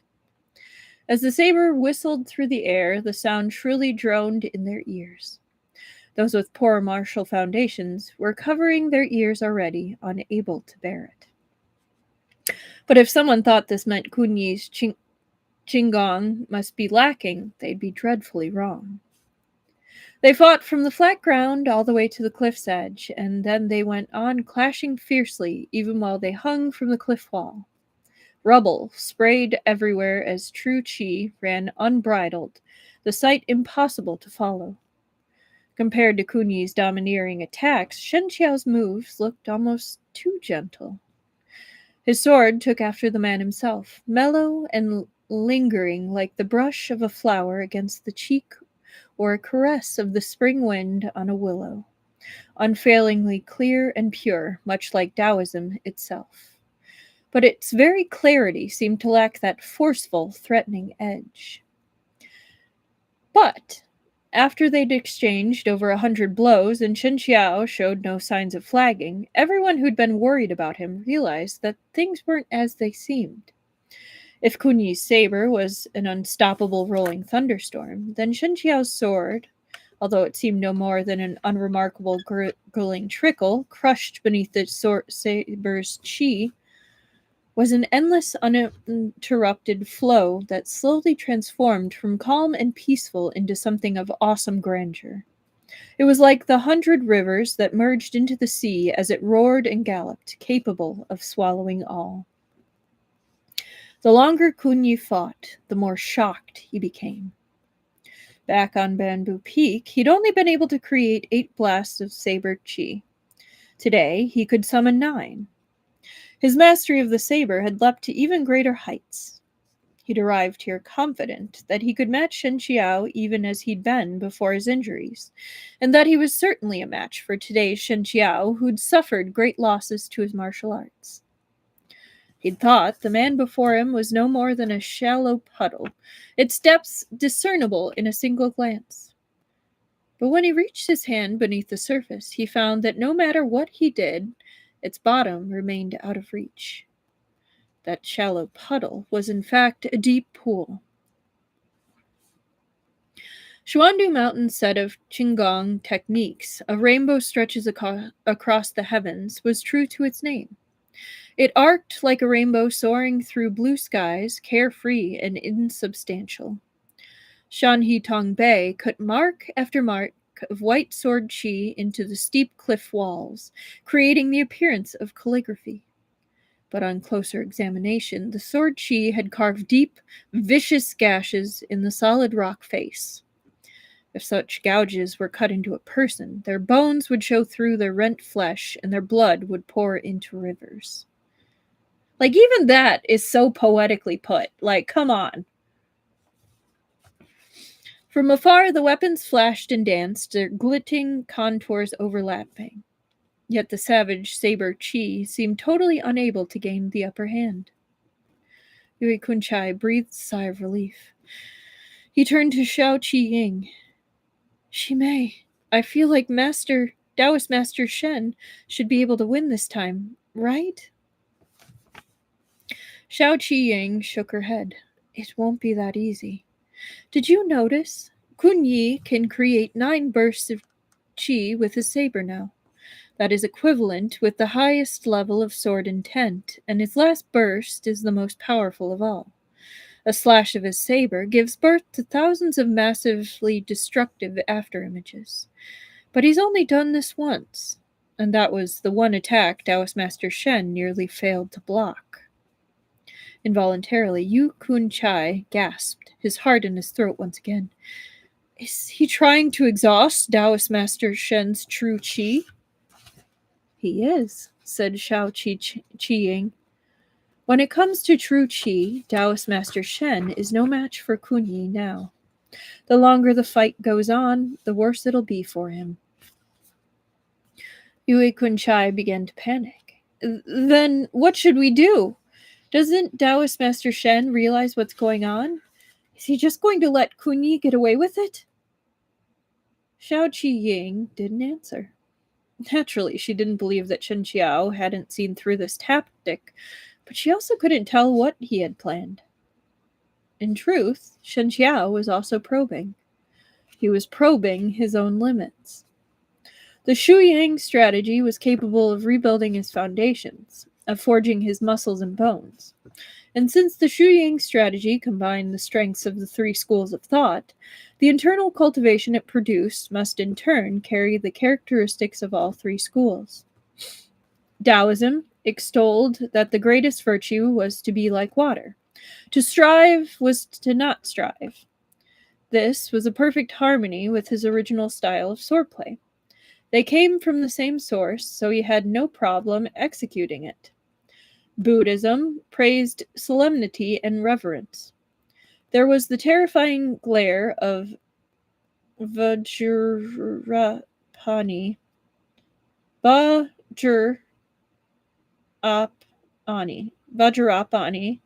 but also the gentle submissiveness of Bodhisattva.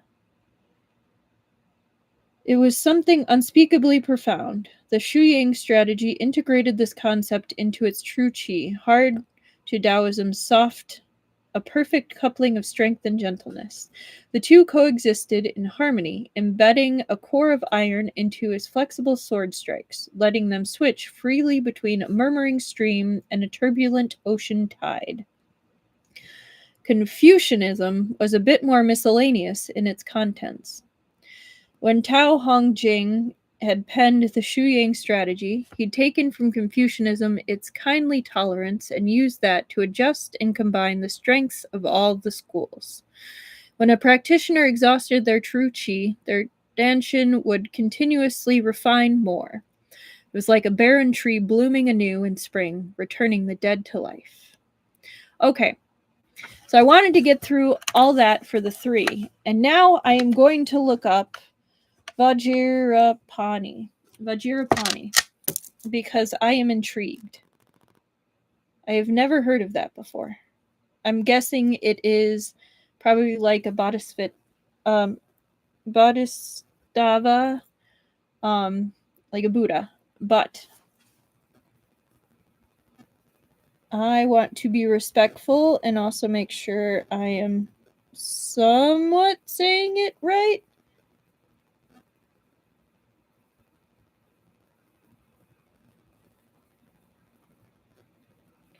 Okay.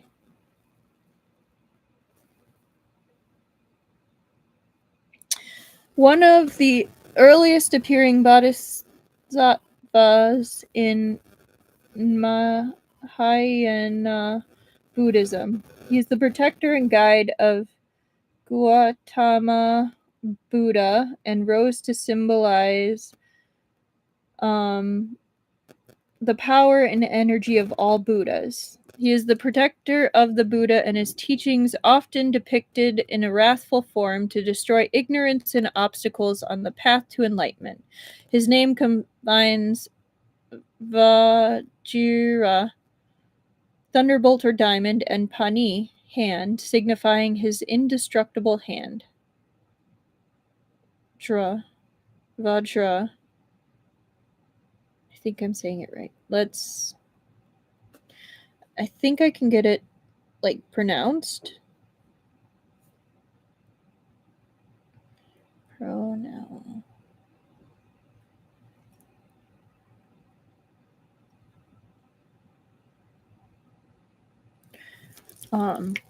Just because that's super interesting to me.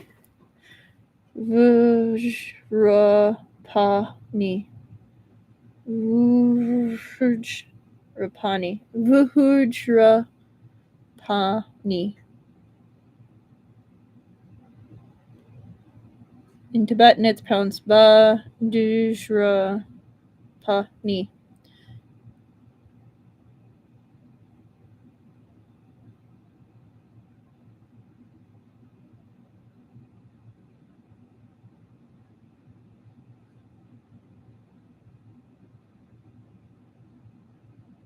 Okay. Yeah.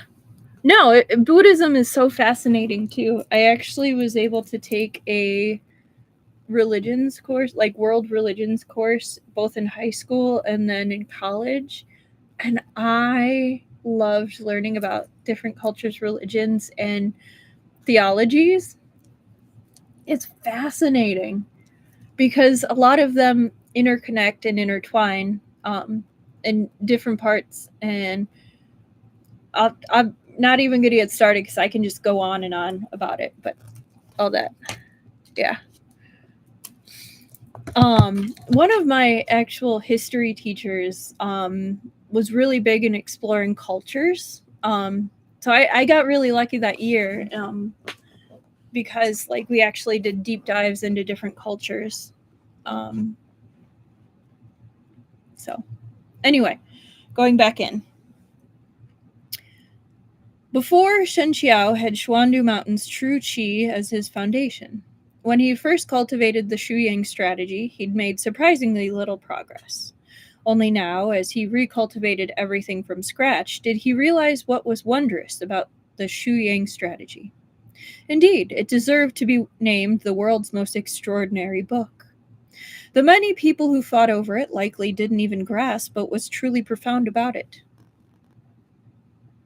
I only know what I've been able to pick up on my own about Buddhism and a few other religions. I mean, with a lot of the books we're reading, and especially the ones that are still in hard translation, surprisingly, you can pick up a lot about the different religions and different beliefs, like Confucianism, Buddhism, Taoism. And it's really interesting to see from the culture that actually practices it what beliefs are held when it's the hard translation before it's really, really broken up and interpreted in a Western view in that sense. Because you can learn a lot. And I mean, same thing with anime or other stories. I love fairy tales from different cultures or mythos or this, because you can learn so much about a culture based around what their fairy tales tell and what their beliefs are and what they're talking about, even just from a time period. Like, take Hercules. That was like, who was their grandstanding, and he did some absolutely horrible things. Like, that was their epitome of who people strove to be, and like, he wasn't always a great guy, like the actual mythos of Hercules, like, or just like Grimm's fairy tales, like what it would tell you about a culture, how they taught children, how they, like, hey, look out for this thing. But also just like what was believed and who was the good guy, who was the bad guy. And it's fascinating. And what all that structure culminates into. It's something that I enjoy, if you couldn't tell.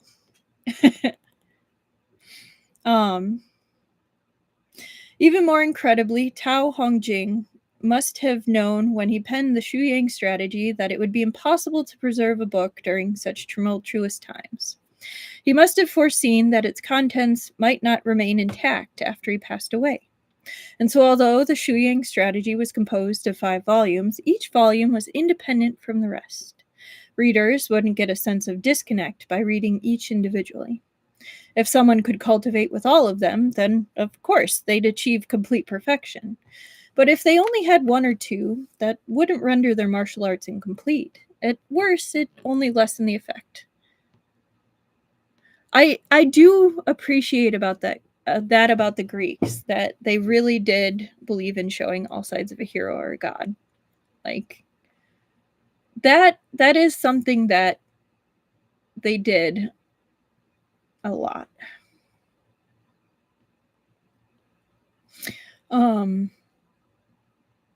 I actually had a art class, like it was art history, and we did a lot of ancient regions, like ancient civilizations.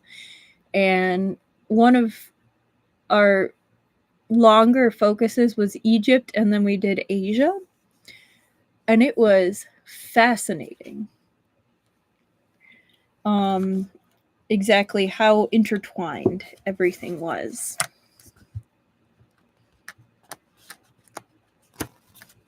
Okay.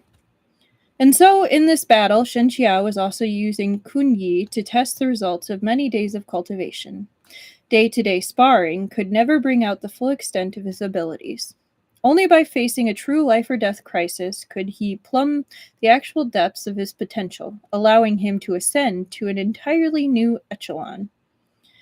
Martial path was like rowing a boat upstream. If you didn't advance, you'd decline.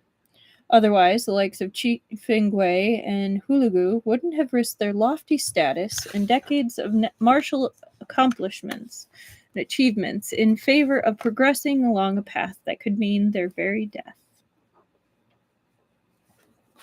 And I think my heating pad turned off. Yep. It's getting cold. At the moment, Shen Qiao's situation was precarious. His sword chi was getting almost completely crushed by Kunyi's saber chi, and little true chi remained in his danshin. Nearly depleted, his attacks were much slower than before, and the power of his sword chi was gradually waning. It seemed he might lose at any moment. Kunyi slashed at him, and a terrifying burst of true chi exploded outward.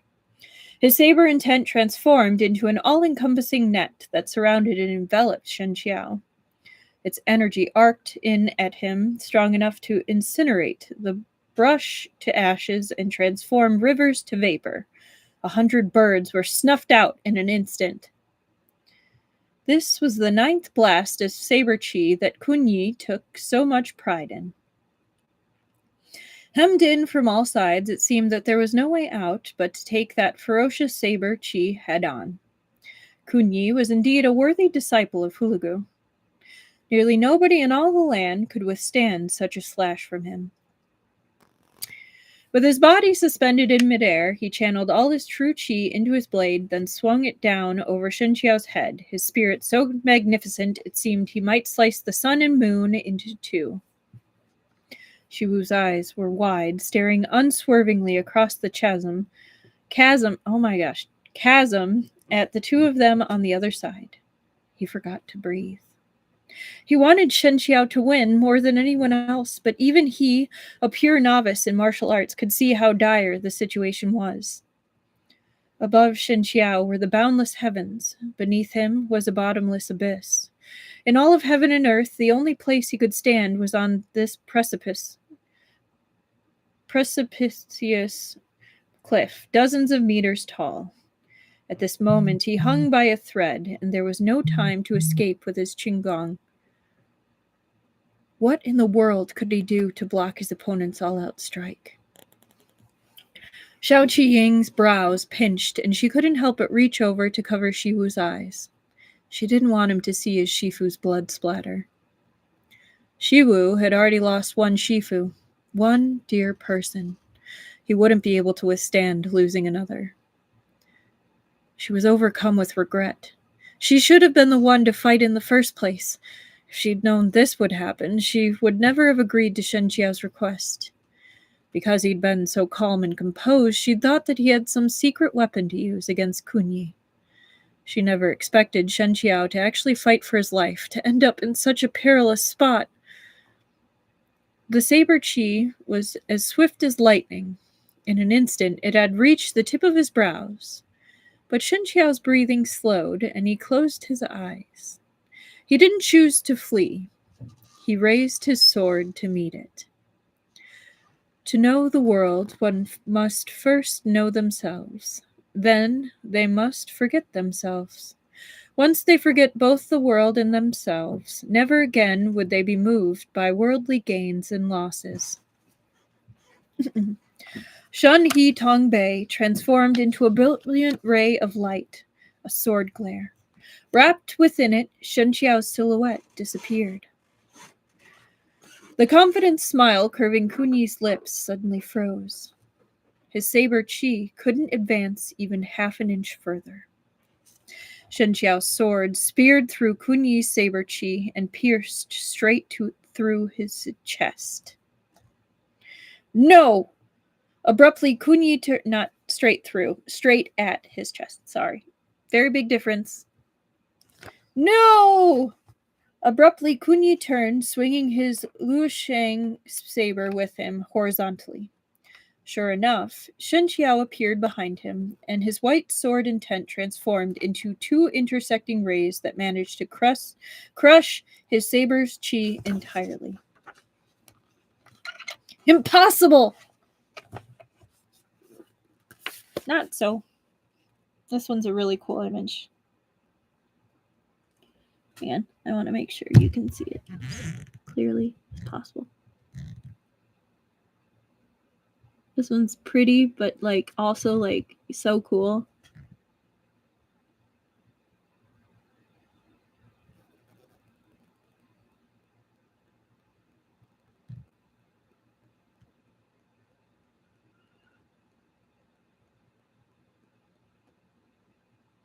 I love his expression. He's so zen.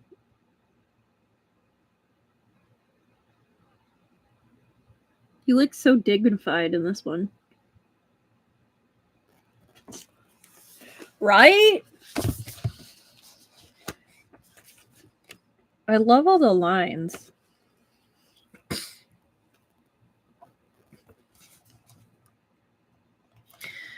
The refutation flashed through Kunyi's mind, but he didn't have time to think anymore.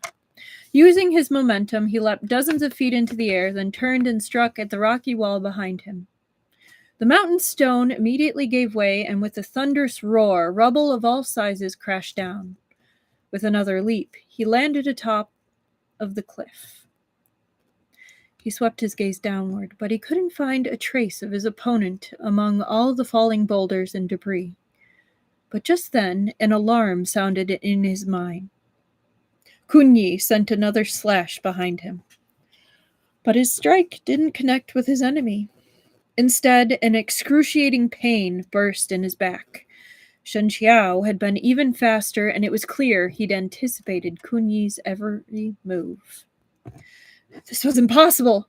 Impossible! He thought Shen Qiao had achieved the echelon of sword intent, but this was clearly not sword intent. To know others was to know oneself. When one understood the mind of others, one would understand their own. Where the sword was, the Tao was. It was a spiritual link, drawing together the immortal's body and the Buddhist heart. Sword heart. This was unmistakably sword heart. Shen Qiao had actually managed to attain it? At this realization, Kunyi fled forward like a madman. The prickling pain followed him like his shadow. It never stopped, as if securely tied to him by a string, and he was the puppet on the other end, unable to escape its control. It was a horrific sensation. Kunyi had never been so terrified, not even when Yan Wuxi had been chasing him. Yan Wuxi hadn't wanted to kill him. He'd only done it to probe Kunyi's martial arts. Kunyi had understood that, so he had never used his full strength. But this time was different. He tried to kill Shen Qiao. Of course, Shen Qiao could kill him too. There was no luck to be had when both parties gave the fight their all. Given some time, the Shen Qiao would surely become a terrifying enemy. But the future was too distant to Kunyi. Right now, he needed to escape. Unable to help himself, he cried, I've lost! I admit defeat! Don't kill me! The prickling pain remained, but its intensity plummeted. Kunyi didn't dare let his guard down. He babbled again. I have to tell you something. It's to do with Yan Wuxi. He's scorned and humiliated you, but his death is near at hand. Don't you want to kill him yourself? A sword glare swept past his hair and slammed hard across the trunk of the tree in front of him, splintering it in two in an instant. Kunyi could feel a wave of pain prickling along his ear and cheek. It was definitely from the sword glare. But if he hadn't spoken up, the tree wouldn't have been the only thing split in two. His strength spent, he stopped, turning to slump against the stone wall behind him. He didn't even bother to wipe the blood from his blade, but simply thrust his saber into the ground, panting like mad. He could almost hear his heart thundering away in his chest. I've lost! You've won! He never would have guessed that Shen Qiao could attain the echelon of sword heart. For now, all he could think about was how narrowly he'd escaped death. Lingering fear still gnawed at his heart. He also knew that the moment he'd surrendered to Shen Qiao, someone who faithfully adhered to the martial code of honor, his opponent would give up his ruthless pursuit. Such a man would never strike him while he was down. Chi Fingui or Hulagu would have done the same. Have you ever heard of the Coiled Dragon Assembly? Shen Qiao didn't reply. It was obvious that he was waiting for Kunyi to continue. Kunyi gasped down another breath. The royal capital of Tuyuhun, Fuqi, will hold a grand gathering on the 9th of September. That is the Coiled Dragon Assembly. Every year, merchants from all across the land gather there, and there are always rare treasures revealed and auctioned off to the highest bidder. I heard that one of this year's items belonged to Yan Wuxi's late mother. Shen Qiao frowned slightly. Sensing Shen Qiao's confusion, Kunyi sneered. My Shixian told me that Yan Wuxi's original family name was Shai. Rumor has it he's from Chen Commandery's Shai clan. The Shai family rose to power during the Wei and Jin dynasties. Back then, they and the Wang family were the most powerful and influential clans in all the land, and the most famous person among them was Xian. Still, with time came change, and the Shai clan's glory slowly waned. Today, the Shai clan was in the midst of gradual decline. But, as the saying went, a starving camel was larger than a horse. They still had a fair amount of renown in their southeastern regions. And this type of reputation was completely unrelated to the Jianghu. It was built atop the scholar class in imperial courts. But Shen Qiao had made an even deeper connection. This matter must be top secret. Your people spend most of your time on the grasslands beyond the Great Wall, totally uninvolved in the Central Plains. How did you come by this information unless someone else told you? That's right, said Kunyi. Yan Wuxi has made a great many enemies, and none of them will be satisfied until he's dead. On the 9th of September, many outstanding talents will gather in Fuqi. 5 of the world's most powerful experts will fall upon Yan Wuxi and kill him. He might be a peerless martial artist, but he can't save himself this time, not even if he grows wings. And Wuxi had you dancing in the palm of his hand, so I trust that you'd be happy to head to Fuqi and witness his death with your own eyes, no? All of a sudden, Shen Qiao said, I finally understand. Understand what? Out of all the nations, Shao has the best chance of unifying the land. Yuyang allied with Chen to invade Qi, crushing them like a stalk of bamboo. Qi's destruction is imminent. Shou's next target must be either Khaganate or Chen dynasty. Huan Sect is supporting Yuyang, so if you want to kill Yuyang, you must first kill Yan Wuxi. That's why you collaborated with Lin Chuan Academy, all for the purpose of killing Yan Wuxi. Lin Chuan Academy is highly influential in southern Chen, so of course they could look into Yan Wuxi's background for you. At this point, Kun Yi no longer tried to hide it. You're mostly right, but it wasn't Lin Chuan Academy who helped us investigate Yan Wuxi's background. It was the Liu He Guild. As I said, Yan Wuxi has made a great many enemies.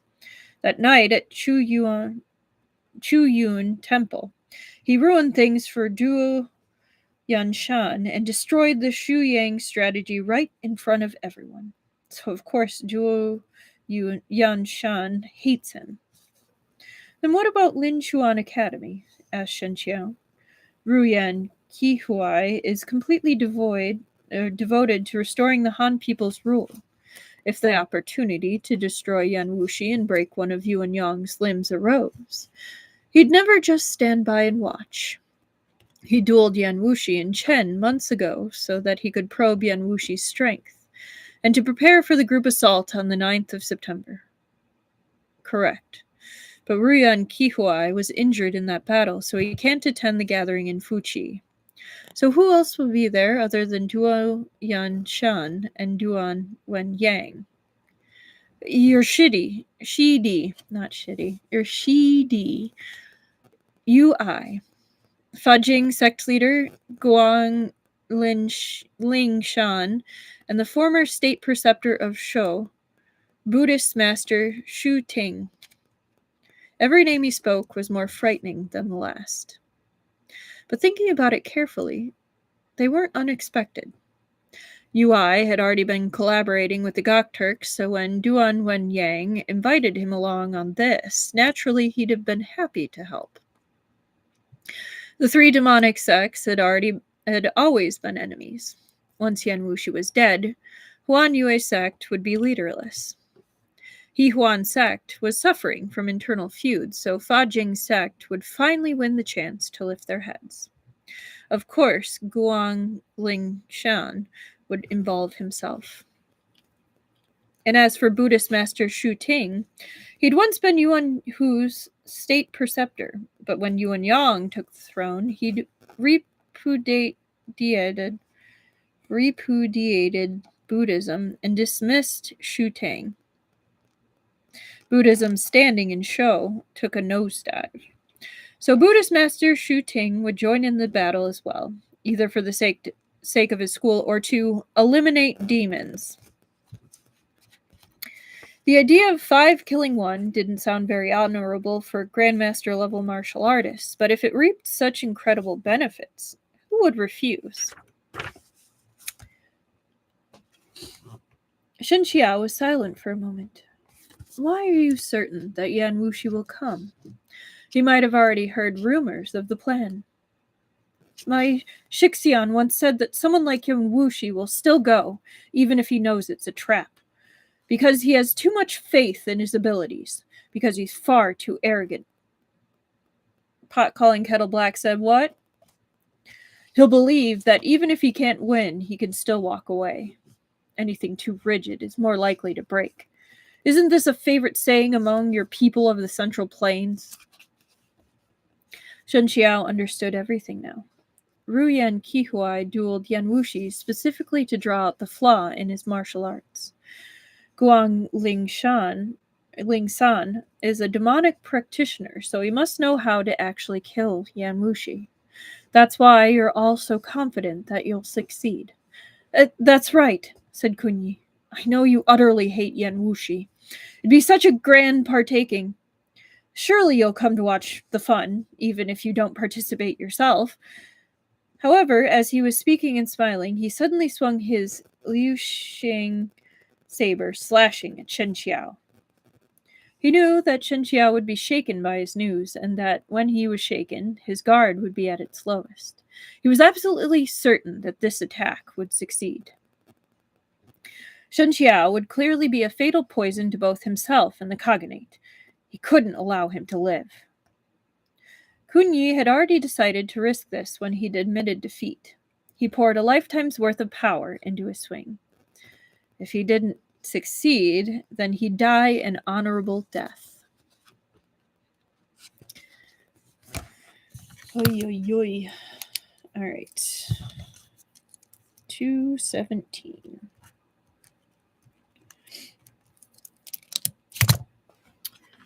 We have one chapter left, and it's not a hefty one.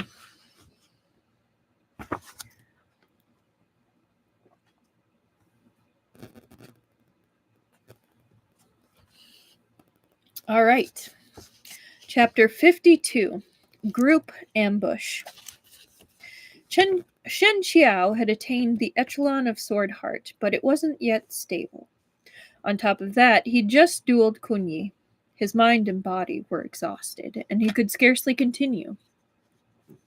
Now, as Kunyi slashed down at him from above, he only stood in place, his face stark white, as if his mind had ground to a halt. He stared in a daze, unable to react in time. Everyone else was too far away to do anything. They'd only seen that Shen Qiao had clearly been about to kill Kunyi, only to stop when he'd loudly begged for mercy. Then the two of them spoke about something, and while Shen Qiao was distracted, Kunyi abruptly struck, trying to kill him while he was off guard. Shiwu screamed in alarm. Shizun, watch out! Kunyi's breathing grew ragged and heavy. He could practically hear his own heart pounding. With this strike, he was sure to shatter Shen Qiao's skull and crush his brains, killing him straight away. He didn't think his actions shameless or unjust because he wasn't only a martial artist. He was the Gokturks' wise king of the left.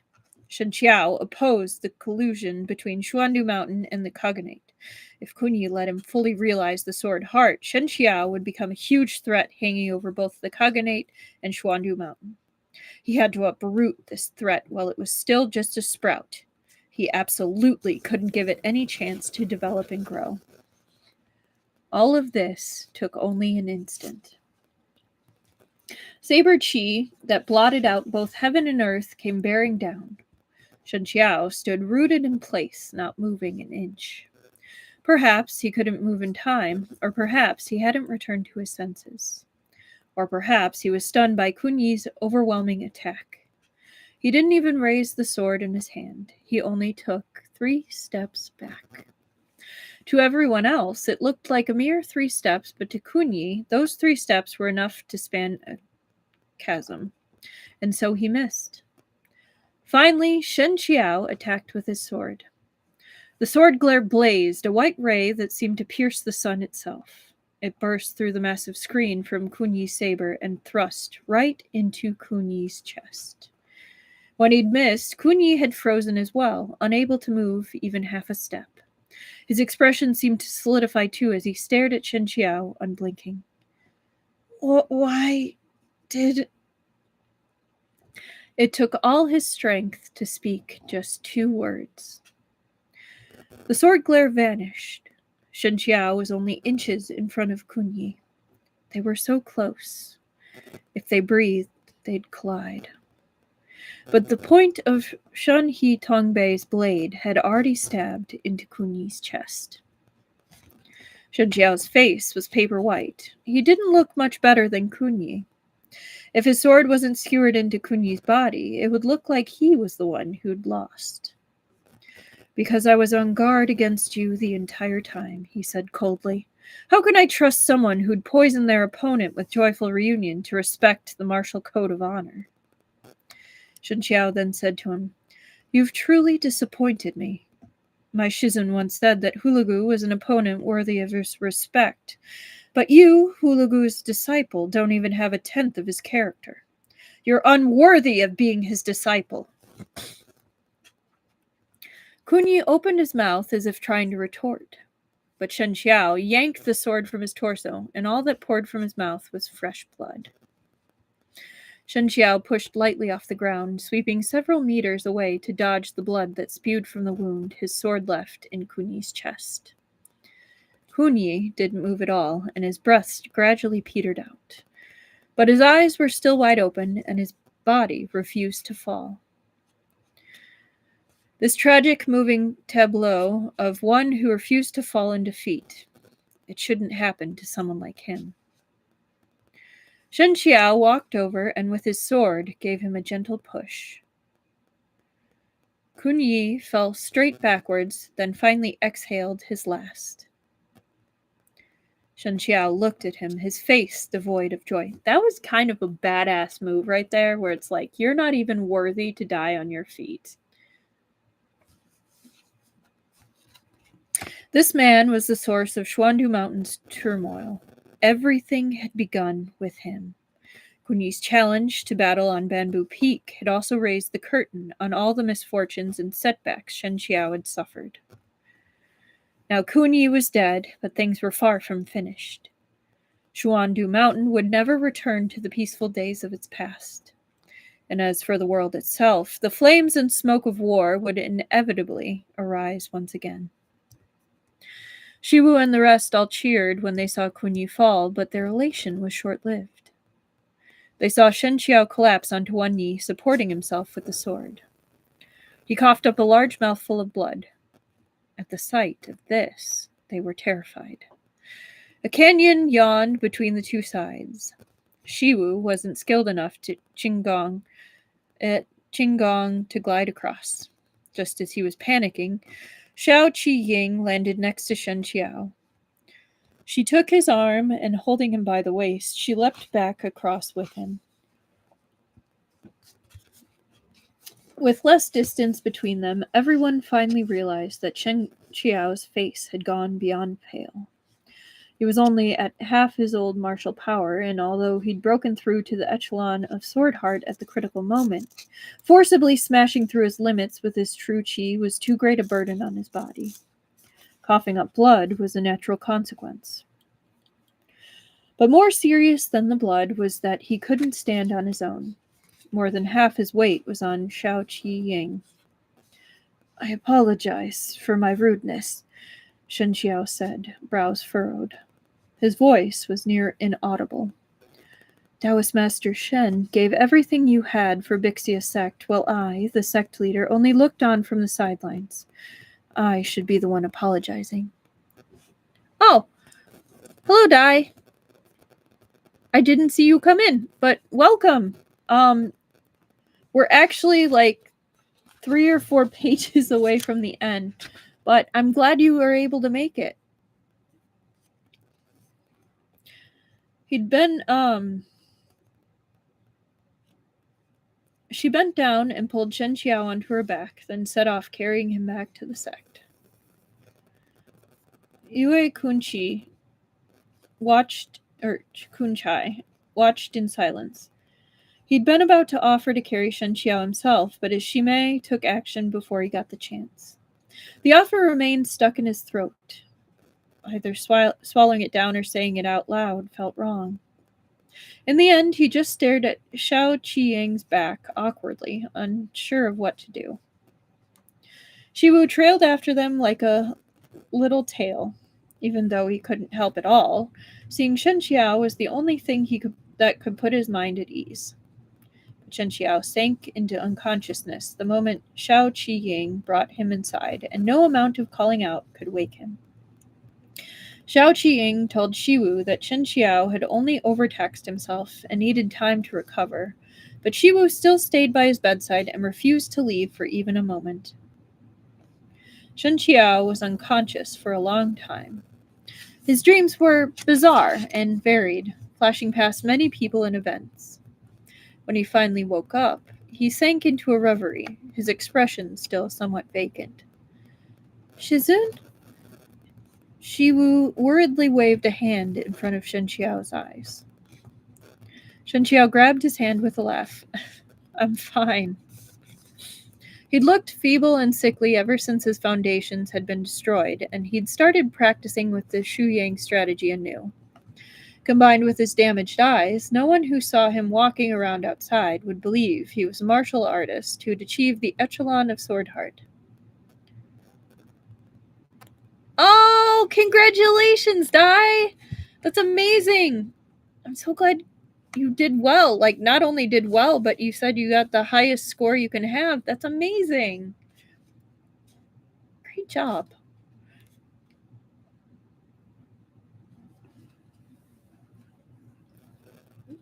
Along with that, I'm just happy you made it.